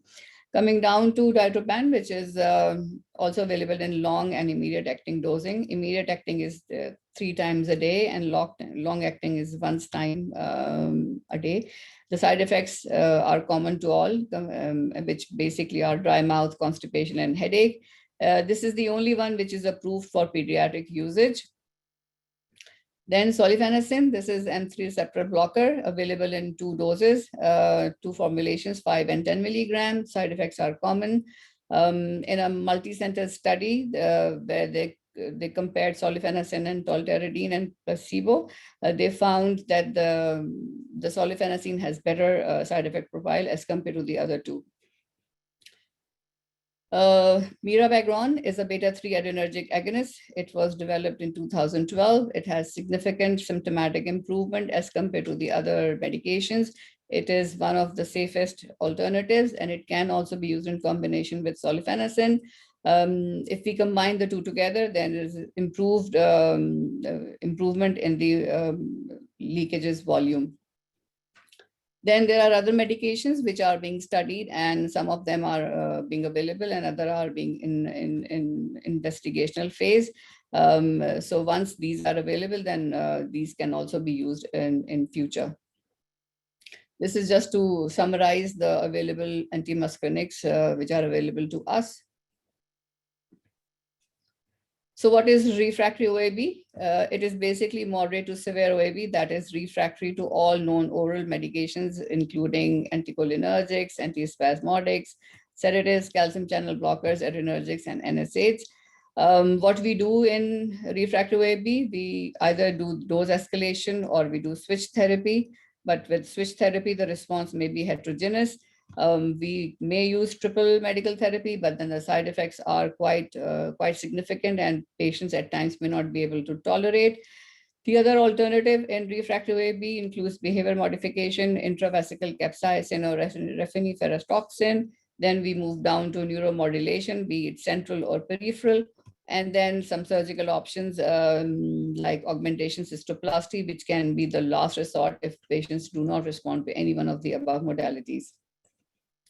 Quick word about sacral neuromodulation. This is basically done in 2 steps.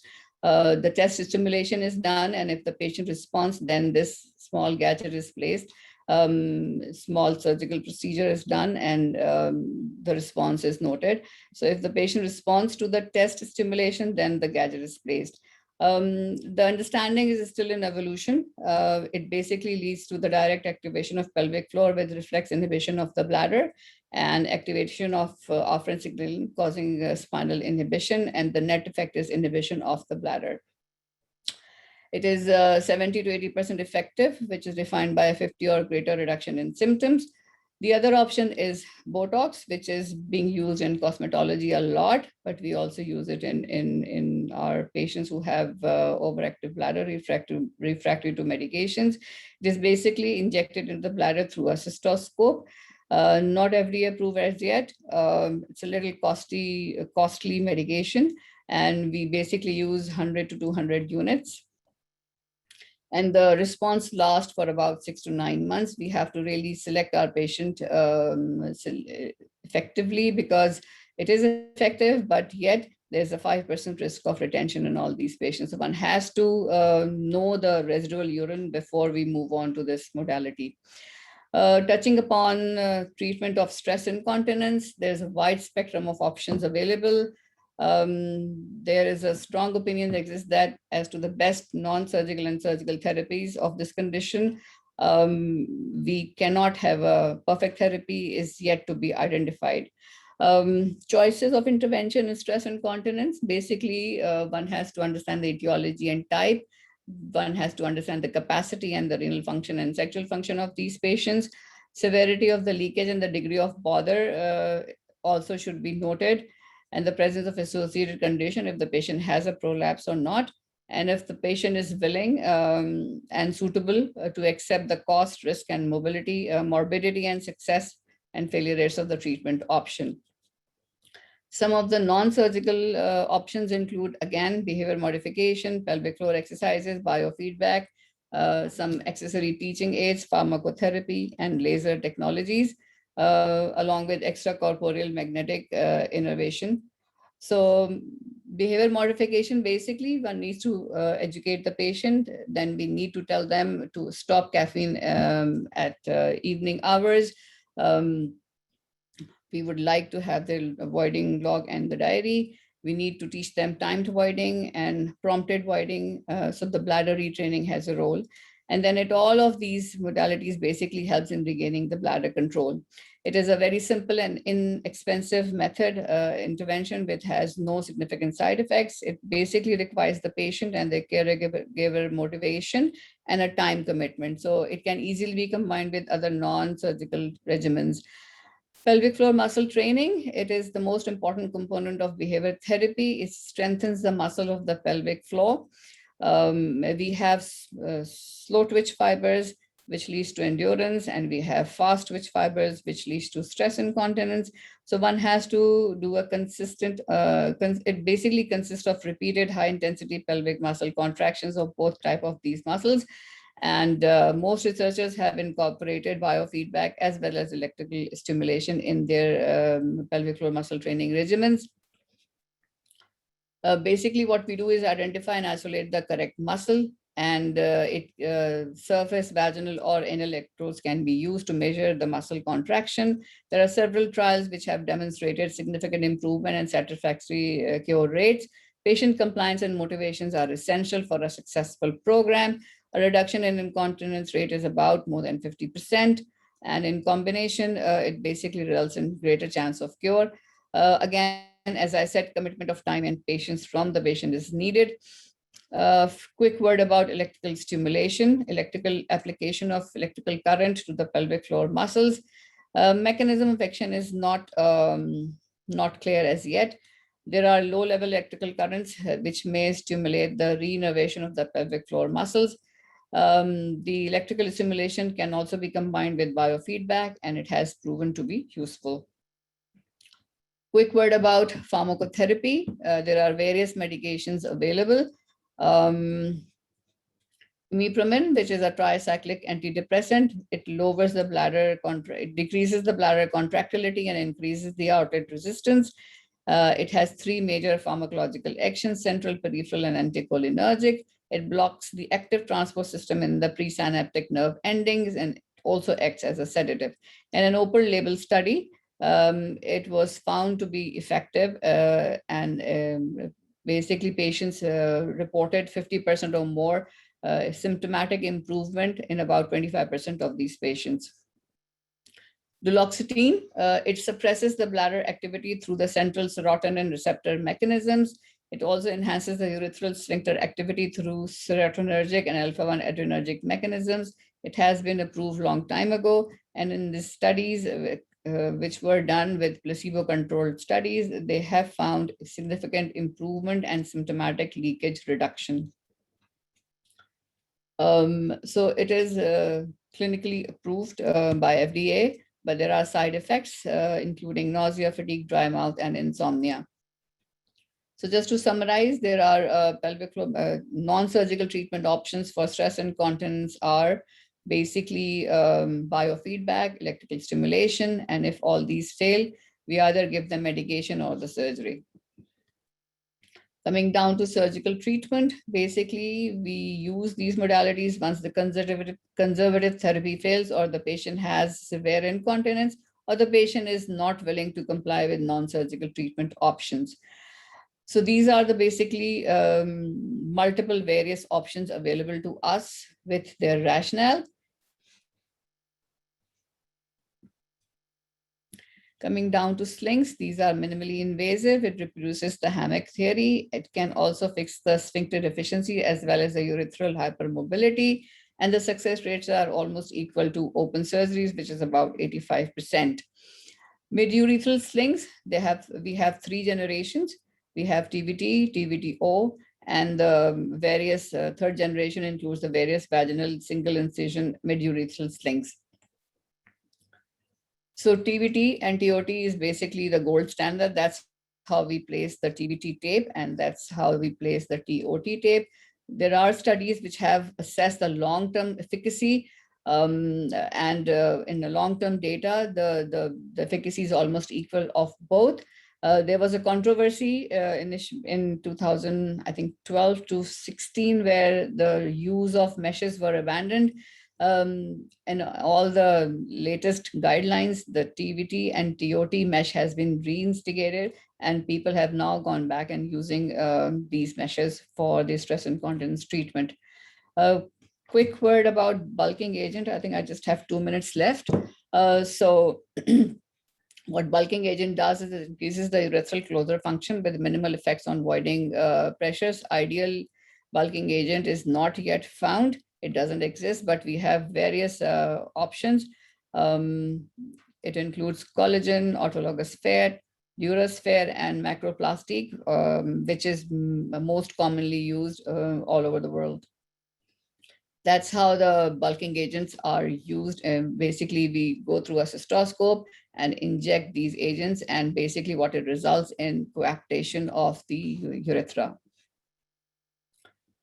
Quick word about retropubic suspension. It is basically a major surgery with an abdominal incision.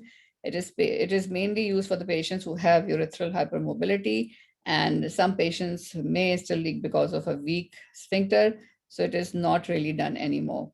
So in conclusion, urinary incontinence is a common problem. It has significant impact on quality of life, and treatment options are diverse. So we must tailor our treatment to the patients and their expectations. Thank you. Thank you, Dr. Mazat, and thank you for completing bang on time. It's 6:29, 7:29, sorry. Sorry, I had to rush through because it had a lot of things to cover, and I'm not sure if I was able to cover everything. Yeah, so we have a few questions. There's one question about differentiation. So peripheral or central differentiation, is it required prior to neuromodulation? It is required for the sacral neuromodulation. Yeah. But for the PTNS, we don't need to do that. So this is a question about Kegel exercises. Are the Kegel exercises different for various conditions, or there is one generic Kegel exercise which is good for all patients? So Kegel exercises are basically 3 to 4 sets of exercises, which is more commonly being used for postpartum stress incontinence. What I was referring to was pelvic floor muscle electrical stimulation and biofeedback, which is done through these devices in our physiotherapy department. So the clinical Kegel exercises are basically just 3 sets when we tell them to squeeze their muscles and count till 10, or interrupt their urinary flow and count till 5, and then continue emptying, and then squeeze a pillow in between the flexed thighs and count till 10. This is basically has beneficial effects in postpartum stress incontinence more than anything else. So there's one question about use of Botox, and the question is that after Botox, the patient is on CIS. CIS means probably CIS, or the person voids herself. So once you select your patient carefully and you do Botox, the patients are usually voiding themselves. And there's only 5% risk of retention of urine. So that's why we carefully select these patients who have insignificant residual volumes. Only then we do Botox. And if they develop retention, remember that Botox is reversible. So its effects usually last for 6 to 9 months. So the retention, which if it happens because of Botox, would be temporary and would be, it will resolve with passage of time. Right. So with this, I thank you, and you're not going away because you are part of the panel as well. So stay tuned. Right. Our next session is about urodynamics. And we all know that urodynamics are often shown in talks and in long cases.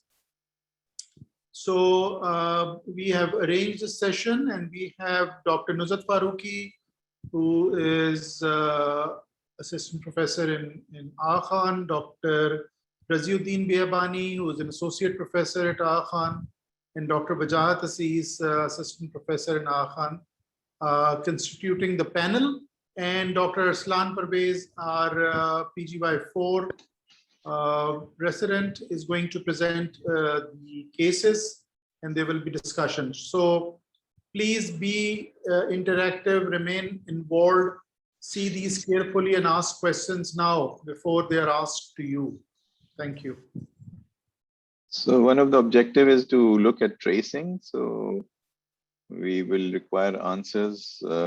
Arslan and everyone will be asking questions. So please write the answers in the chat box. Assalamu alaikum, everyone. I'm Dr. Arslan, and thank you so much for the Pause Association of Urology for providing me with the opportunity to present through this forum. And I'll be presenting basically over the next 30 minutes on urodynamics. And what we'll be going through is the clinical backgrounds and the tracings. So if we talk about urodynamics, it basically is a science that is concerned with physiology and the pathophysiology of the urinary or the micturition system. That is your urine storage and evacuation. And if we talk about the aim of urodynamic, it is basically to produce the patient symptoms and to provide a pathophysiological explanation by correlating patient symptoms with the urodynamic findings. Urodynamics are basically done for bladder outlet obstruction, incontinence, neurogenic bladder, or in case when we are dealing with some pathology, and if we are proceeding with some invasive treatment. And these are the European Association of Urology guidelines in case when we are proceeding with an invasive treatment. And in such cases, we need to have a urodynamics before proceeding with the surgery. So what we get from the urodynamics, what actually is urodynamics and what is the spectrum of the urodynamics. So if we see the urodynamics, it's basically a broader term, and under the umbrella of the urodynamics, we have non-invasive dynamics as well as invasive and the complex dynamics. And Dr. Nusrat has given in much detail about different things like the bladder diaries, the post-wide residue, the uroflowmetry, and the pad test. And however, we'll be focusing mainly on the cystometry over the next 30 minutes. So cystometry is basically, it's a relation between the pressures and the volumes of the bladder. And it mainly comprises of the two phases, the filling phase and the voiding phase. Different things that we need to look in different phases are here. Like in the filling phase, we have to comment on the patient's capacity, the compliance, sensations, the stability of the bladder, and as well as the outlet, whether it's a competent or incompetent in terms of incontinence or the leak during the filling phase. However, when we talk about the voiding phase, basically these are the detrusor contractility, which we measure by means of the ped at Qmax, the bladder outlet in terms of the Qmax, and the post-wide residue. So I'd like you to memorize this slide, because what we'll be proceeding with are the cases next. And in every case, at the end of the case, I'll ask you to give your assessment based on these different parameters, and we'll be seeing different tracings of the urodynamics. So what is the general consensus about this tracing? Do you think that this is a normal bladder urodynamic study, or no, there is something wrong about it? So you can write down your answers in the chat box, and Dr. Razi can answer all the questions and the queries. So if you want to point out anything, Irslan, maybe you put your cursor on that area, you know, if you want to ask a specific question, otherwise we won't be able to communicate. All right. So what are these lines that we see in different things? Like this is the P vesicle. The second one in the red reading is your abdominal pressures, and the light blue reading is your detrusor pressure.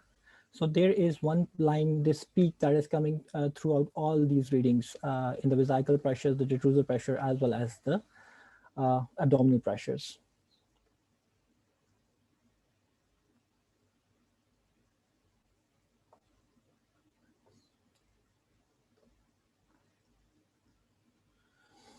Okay.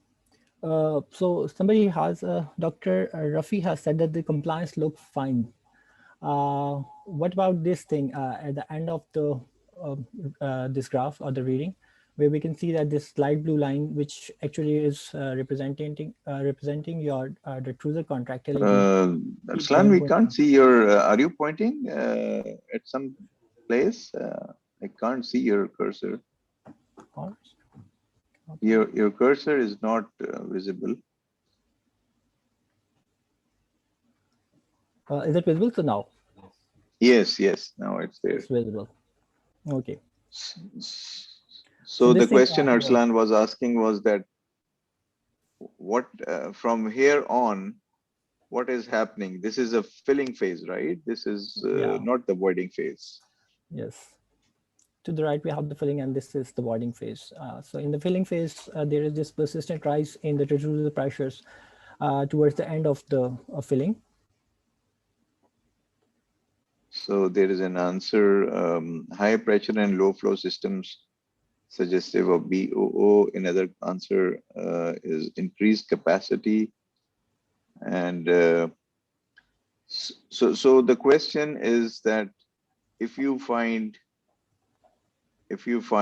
pressures rising or the patient voiding in the filling phase, what does that mean? Dr. Atisham, you have rightly pointed out that it's a poorly compliant bladder. But the main objective of this presentation here is that you need to look at both the graphs, and you have to give explanation of both the graphs. Like in the filling phase, as previously mentioned, that you have to comment on 5 different things. And in the voiding phase, you have to comment on the 3 things. These are the things that you have to look and you have to comment. So from here onwards, we will proceed with our different cases. So case number 1. This is a 48-year-old gentleman who is a functional class 1. So he presented to us with the history of lower urinary tract symptoms for over 7 years. His past history was significant for having an optical urethrotomy for urethral stricture back in 2016. So this patient has been on alpha blockers, and now he's presenting with worsening symptoms. His physical exam is within normal, and the ultrasound showed that the kidneys had moderate hydronephrosis with a postwar residue of 245, and his creatinine has risen to 1.5. So any other study that you would like to have at this point? A young male, history of stricture with reflux, probably, sorry, not reflux, with a moderate hydronephrosis, a raised PVR, and a raised creatinine.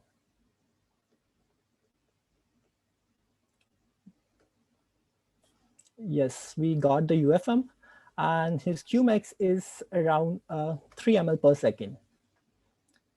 He has voided a very little amount of urine, and this is his Qmax. So Qmax is written here in 3 ml with a PVR of around 300 ml. Next, what would you proceed with? Anything else that you would like to get on this patient? So Dr. Sana has written what? The volume is too low for comment, yes. So what is the volume? 62 ml. So that's an important point. And in order to have a valid uroflowmetry, you must have 200 to 250 mLs. Dr. Nuzat, any comments you want to make kindly? No, that's a valid in. point. And Yeah. all the residents should know that if the voided volume in a uroflowmetry is less than 150, one should get that repeated and not comment on the flow meter graph. Yes, Dr. Nazim has very rightly pointed out that we need to get a Urethra Gram on this patient, young male, history of stricture. So this is the Urethra Gram. And here we can see that this is the voiding film. And we can see that there is, however, no relaxation of the bladder neck here, and very little amount of contrast that is coming through the urethra. However, no stricture is identified. If I can briefly summarize the discussion up till now, first thing, always go step by step. All of us know that at some point he would require a urodynamics maybe or a urethrogram, but uroflowmetry first. And this is not uncommon that such patients who are voiding dribble by dribble, they have very low amount when you ask them for uroflowmetry. But from exam point of view, as well as for practical purposes, non-invasive urodynamics first. And yes, as Dr. Nazim has pointed out, before moving to urodynamics, a urethrogram for this patient especially is quite useful. And then, as I said in my presentation, one has to have a question that why are you doing urodynamics? What is the question you want to answer through the study? So about this filling phase of this patient's urodynamics. Yes, sir. So this is the filling phase of the urodynamics. And as we can see on the capacity of the bladder, it's a really small capacity bladder with infused volume of around 188. And this is the cuff that is a stress test that is given actually to look at the different catheters that we have, the rectal catheter, the abdominal catheter. Sorry, the rectal, that is which is actually measuring the abdominal pressures, and the bladder catheter, which is actually measuring the vesical pressure. And by subtracting the abdominal pressure from our vesical pressure, we're getting the detrusor pressures here. So if we proceed with the study here, we can see that. So what is the purpose of the cuff that we ask the patient to cough? What is the purpose? Does anyone understand that?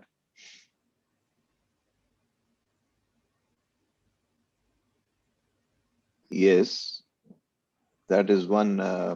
Dr. Assen writes to see if the catheters are in place. Yes, catheter position. And whether the, all right. So there are so many questions, it's difficult to follow, but you check for leak and make sure all catheters are in place and the calibrations are there. Yeah. Okay. Arslan, do you agree with it? Welcome, sir. So along with that, we look for if there is any kinking of the catheters as well. And as we proceed, there is a fairly constant rise in the detrusor pressures over the end of the study. And what would you say about this thing? What is happening? Sorry, there's a question by Ather Sham who's asked it again. Should CU be done before urodynamics? What is CU? What I think he's talking about cystourethrogram. Oh, no, so not in all patients. We are talking about this particular patient. Dr. Vajad, do you want to answer that? It's the same, Dr. Raji. Yes, so not for all patients, for some patients, and in some of the patients, you can actually combine the two things in the same time in the video urodynamics. So it is not required in all patients. Please explain cystourethropy. Cystourethropy. No, there will be specific indications for doing a cystoscopy. Here we are talking about, pressures. If he's talked about the indications by what we want to find out. Maybe we can recap. This is a gentleman who is 48-year-old and has a poor flow and a high residual volume. So one has to understand what is happening with the detrusor and the outflow. Now, if I can summarize again, keep the scenario in mind, okay? So before taking the patient for OR, you need to have every bit of information. So you did a cystourethrogram to find out there was this history of stricture. So if there is, you need to do an optical or BMG or whatever. So before proceeding your cystourethropy, you will have to have all the information.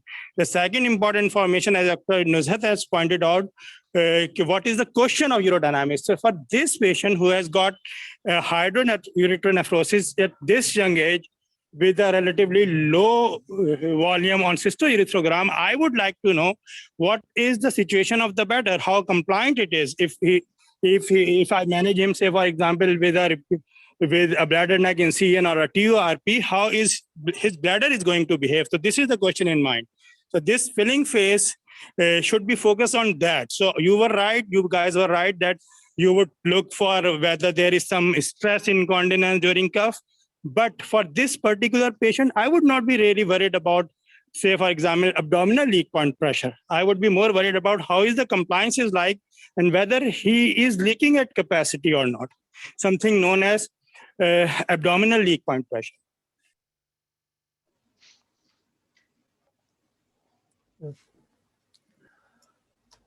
So I'd like you to make your own assessments and post it in the chat box. What is your assessment regarding this patient in the filling phase? Next, I'll just give you some time to recap all the things. Go ahead, Arsalan, put the voiding phase. Okay. So this is the voiding phase. And what do you feel like? What is happening in the voiding phase?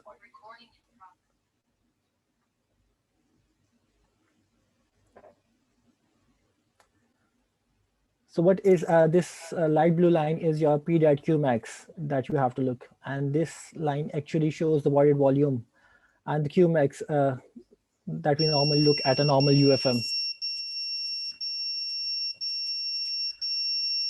So you have got a total infused volume of 188, a pediat Qmax of 83 centimeter of water. The patient only voided around 69 mLs and he has a residue of around 119 mLs.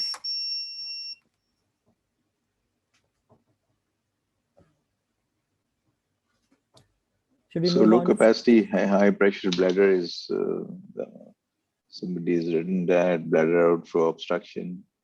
So somebody mentioned, somebody mentioned that this is straining. No, the top chart is of vesical pressure. The central one is of abdominal pressure. So you can see the abdominal pressure is at baseline. So he's not straining. This is definitely the detrusor muscle which is contracting. Despite that there is low flow, this is suggestive of bladder outlet obstruction.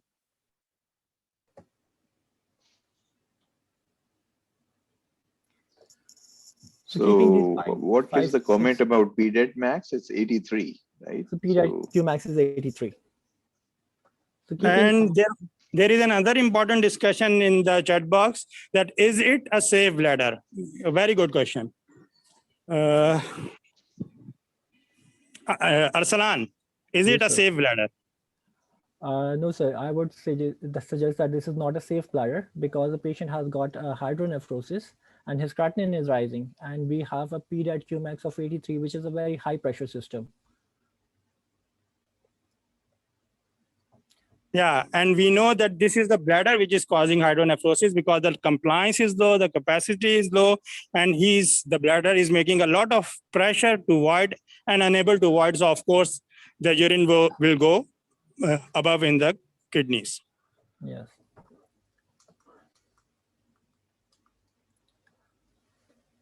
So here is our assessment of this urodynamics in a 48 years old gentleman. Yes, fairly pointed out that this patient has got a bladder outlet obstruction with a hypertrophic detrusor, poor compliance, and a raised detrusor activity. And we'll do a bladder neck incision, keeping in mind that his cystogram, his urethrogram didn't show any bladder neck relaxation during the wadding phase. It could be Dr. Zahra has pointed out, why not go directly for cystourethropy as someone else was mentioning and directly go for bladder neck incision. Now, these things make a lot of sense after you have all this information. But without this information, you can be in some trouble. Remember, Zara, this patient had a 300 ml of residual and hydronephrosis. So what would you think if you have this information without the urodynamic study?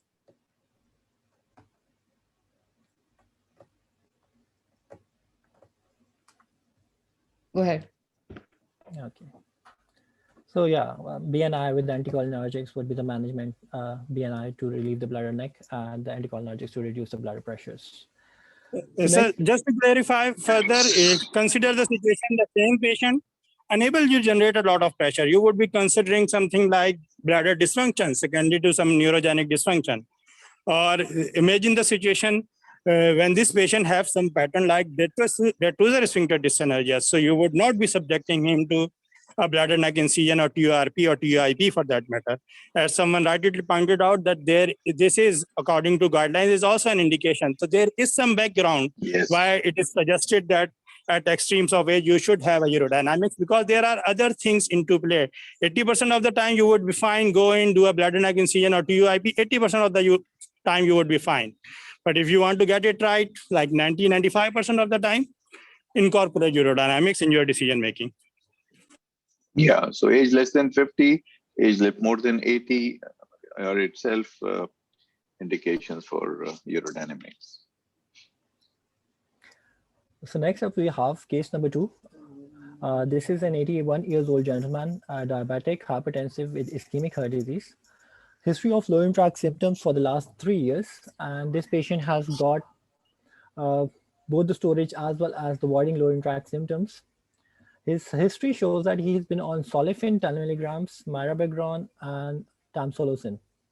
However, the DRE shows he has got a normal tone with a prostate of around 40 grams, normal kidneys, and a raised post-void residue of 142 with the prostate 62 grams. And his UFM shows that he has got a poor UFM. So, Dr. Razi, my question to you is, would you like to go straight away with urodynamics on this patient, and what would be your say on having a urodynamics on this patient? Yeah, so this patient has diabetes, and this patient is elderly, although doesn't have a very large post-void residual volume, which would be another indication for a urodynamics in itself. By convention, we should do a urodynamics before doing a TURP in this patient to determine if this is really bladder outflow obstruction, and how beneficial would be intervention in this case. Thank you. Dr. Nuzat, would you like to go straight away having a urodynamic on this patient with him being on solifenacin, mirabegron, and all these medications? Not at all. I would definitely stop mirabegron and solifenacin at least a week prior before I move on and do the study. Yeah. Right. So the point here is two points I want to make. As was discussed previously, anybody who wants to do a urethrogram in this guy, I hope there is no one. So you see, it is not required in all cases. That's one. Secondly, somebody says neurological assessment. Would you want to refer him to some neurologist, or you would do your own neurological assessment in terms of anal tone and his overall mobility? Arsalan? Would you refer him? Would you do yourself? I would not refer him. I'll do my own assessment based on his anal tone, his bulbar reflux, lower limb powers. So the point is, there is no one pathway for all patients. You have to incorporate. We have another patient we would like to refer. Continue, Arsalan. Thank you. So this is his filling phase. And would someone like to comment on the filling phase, what they see? What are these actually lines, these different lines which we see in all the readings in the vesical pressures, abdominal pressures, and the detrusor pressures? We have one major peak, and along with that, we have these different fluctuations coming over.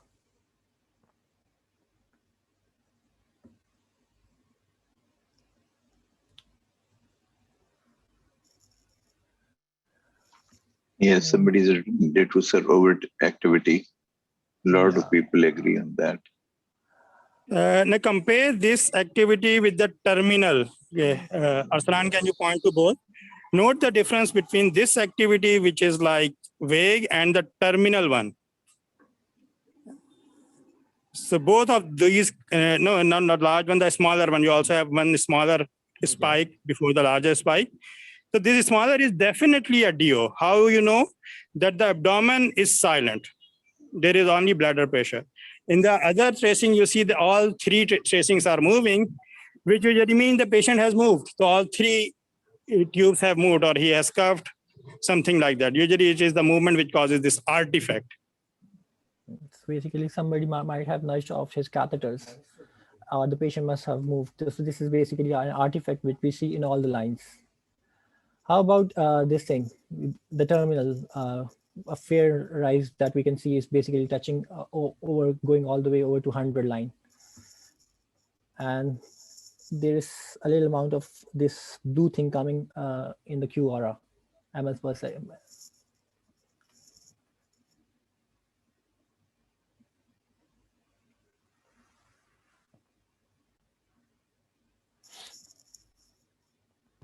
So yes, most of them have pointed out that this is detrusor overactivity with leakage. And at this point, this is usually known as terminal detrusor overactivity. Some people are saying this is poor compliance. Dr. Nuzhat, your comments on that? Some people think this is poor compliance. Well, the capacity is low and it is terminal detrusor overactivity. And before that, the pressures haven't gone up. So I can't say that this is poor compliance. And one thing more I wanted to say was that once you have these activities towards the end, even if it is the end, one has to slow down, either stop the infusion, see if the DOs are abolished, wait for some time, and once the DO is abolished, then you restart with low flow, low infusion rate. So if it is 40, 50, you may slow down your infusion, or so that the DOs are abolished, and then you continue the study. Thank you so much, Dr. Nazar, for pointing out the filling rate. That is very much important. So is this a filling phase or this is the filling phase, voiding phase?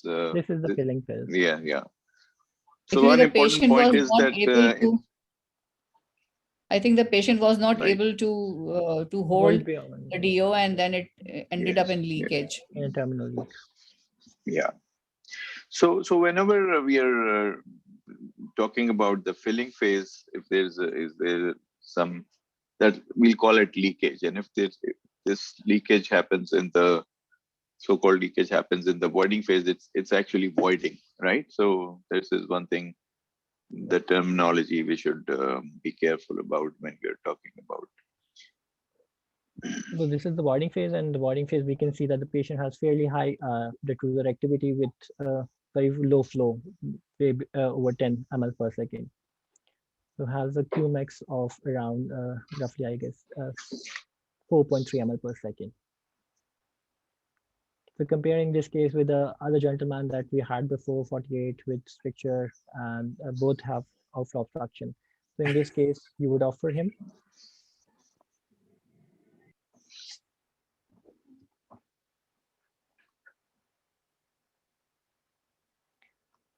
But you are happy with anticholinergics. Can you proceed with case number 3? So case number 3, we have a 26-year-old female She's married, function class 1. Her presenting complaints basically were refractory retentions, recurrent UTIs with constipations that she had to take laxatives for. Her neurological exam was unremarkable, and her ultrasound KUB was basically unremarkable with large PVR of around 900 ml. She was catheterized and was given 2 trials without catheters, which failed, and she got an MRI as well, which shows a disc bulge L4, L5 level. So, Dr. Nuzit, would you like to go straight forward with such a case with urodynamics, or would you wait to get how long would you wait before giving her trial without catheters? Number one. And number two, how long would you wait before getting a urodynamic study on such a patient?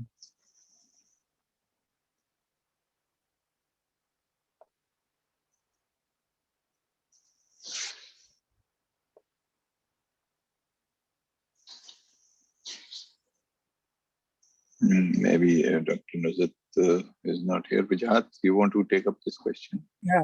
So wait for sufficient time. The sufficient time, like it's difficult to put some literature behind it, but for most of the people would wait for at least 2 to 4 weeks before giving a trial of catheter. Most of the time what happens, by the time they reach a urologist, they already have passed that time and they already have been given those trial of catheter. So practically what I do, make sure that there is a negative urine culture or the disease has been treated. Give them some alpha blocker, although that is not, again, for female patient, it is not evidence-based, and give them a trial of catheter in front of you after sufficient time, so that you can cut the clutter. You are sure that you have the sufficient time has passed, there is no UTI, and you know the situation that this happens when a trial of catheter is being given. And other important thing which is missing in the work of this young lady is a pelvic examination as well as pelvic ultrasound. One of the commonest reason for urinary retention in females is pelvic pathology, is pelvic masses. And Dr. Nazim has asked, how is the neurological, what are the neurological examinations? So neurological examination in terms of anal tone and other neurological disability for these patients were absolutely fine. So this is a young lady, otherwise fine, no pelvic mass on examination or on ultrasound, and with this urinary retention. So went ahead and got a urodynamic study on her. And this is the filling phase of the lady.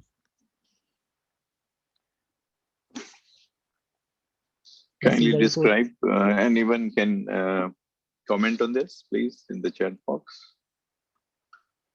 This is a filling phase.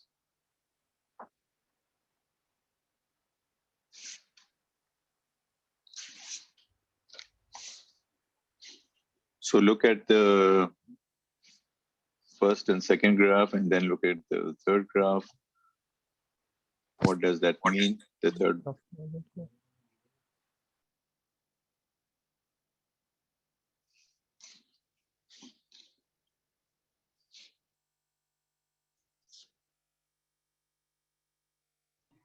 Somebody said hyposensitivity. Arsalan, your comments on that? So according to the Incontinence Society, that we have international Incontinence Society, so we should refrain from using these kind of terminologies like hyposensitivity, hyperspastic, hypoactive, so atonic bladder. These are not the terms that you would use. So what I have initially shown is those 5 things in the filling phase that you have to describe. So how would you describe the sensations? So in this case, I would say the sensations are intact. Number one, there is a fairly normal capacity bladder with 508 mLs of capacity. Thirdly, we see that there is no leak, so the outflow is normal. There is no rise in the detrusor pressures, fairly normally compliant bladder. So the filling phase is pretty much normal. Yeah. So the sensations are mentioned as either increased, reduced, or normal.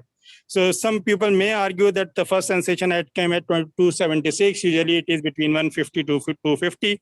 But this is reasonably, you can say that there are some reduced sensation, but otherwise I agree with Arsalan that the filling phase for this patient looks absolutely normal. Now note that no one among us is worried about her leak point pressure, although we have made her cough a couple of times. But because the urodynamic question is different for this young lady, if you are considering her for, say, for example, a TBT or TOT procedure or being worked up for stress incontinence, yes, you would be worried very much about what is the Valsalva leak point pressure, but none of us is worried about it. That's where the urodynamic question becomes important.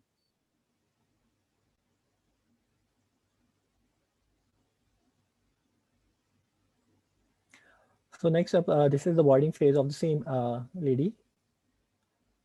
So what are these things there that we can see in the abdominal pressure, this thing? So would someone like to comment on this thing?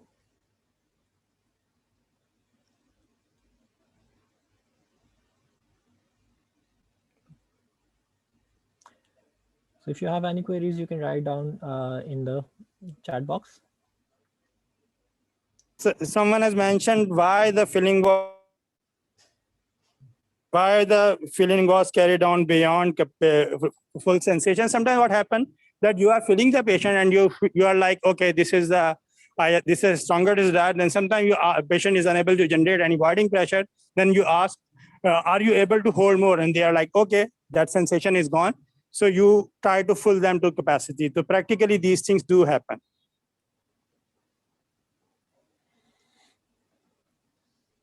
Yes, so this is the straining pattern. We see that the patient has used abdominal pressures actually to make some amount of urine leak. This is our assessment of the lady. So she has got a hypotonic neurogenic bladder. We'd offer her CICS. And Dr. Razi, would you like to comment on the role of parasympathomimetics in this lady? Sorry, Arsalan, if you can go back, somebody has mentioned something about bladder contractility index. Index, yes. So what are your comments upon that? Bladder contractility index of this patient, which is equivocal. So, sir, if we measure the bladder contractility index by means of the PDAT Qmax plus 5 Qmax, so her PDAT is basically 25, and her Qmax is roughly 17, which is written over here. We have to correlate this Qmax with what our graphic findings are. So I don't agree that the bladder contractility index is around 110 Qmax based on. No, technically, if you calculate it by measuring PDAT Qmax and Qmax, it would come around something like this. But looking at the graph, she hasn't generated any good voiding pressure. So on what side of equivocal you would be? She has generated good voiding pressure. What is your assessment? Equivocal means that you have to rely on your other things for assessment. So what is your assessment? You would tend towards, okay, she has generated a good bladder voiding pressure, so she is obstructed. Or you would tend towards, no, she has not generated any good voiding pressure, and the problem is not obstruction. One point by SN is, what about 17 Qmax? So you got to look at the graph, and sometimes you got to, while you're performing it, you can look at you can actually move the cursor to various portions and see what is the average Qmax is like. If there's one peak, it will show a high Qmax. So 17 is just a peak. Yeah, you're correct, Asan. So if I show you, sorry, Arsalan, if I show you all of you a uroflowmetry pattern just like this, the bottom line, Arsalan, can you go back to that screen? All of you would be looking, okay, this is not a good flow, despite whatever the actual value of Qmax says. The pattern and the prolonged time which she has taken to void suggests that the flow is not good. irrespective of what the Qmax actual value is. So all of you would be confident that this is not a good uroflowmetry, isn't it? Right. So Dr. Hammad is just written, we need to start concluding. Dr. Razi, you can complete this case, and All right. Yes. we can then conclude. It's nearly 8:15. All right, sir. So regarding yes, sir. parasympathomimetics you wanted to ask. Actually, unfortunately, not many choices are available, and then the drugs are really short, and even when they are available, they are not very effective. So that is the problem. Neurology opinion. If in the focused examination we find some neurological problem, and we cannot, we want to find out whether it's a central neurological problem, we should get a neurology opinion. You know, generally speaking, not talking about this case only.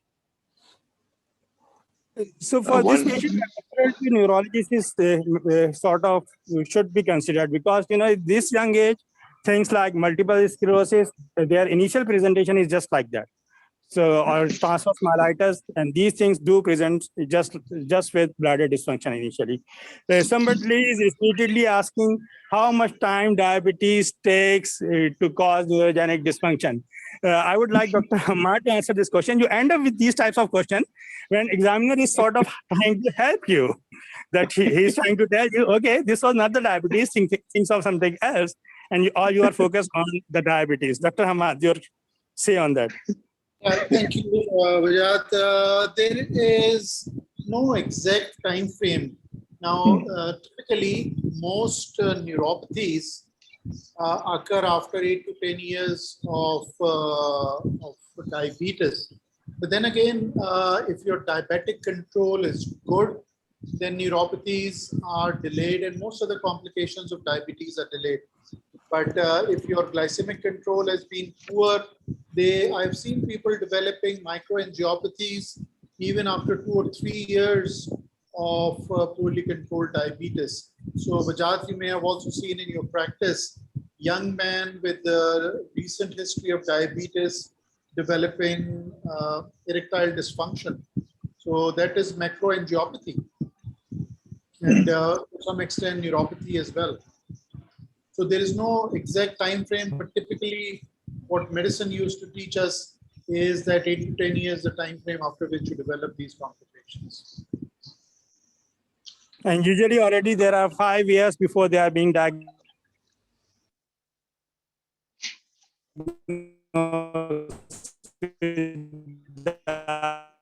coming to me with.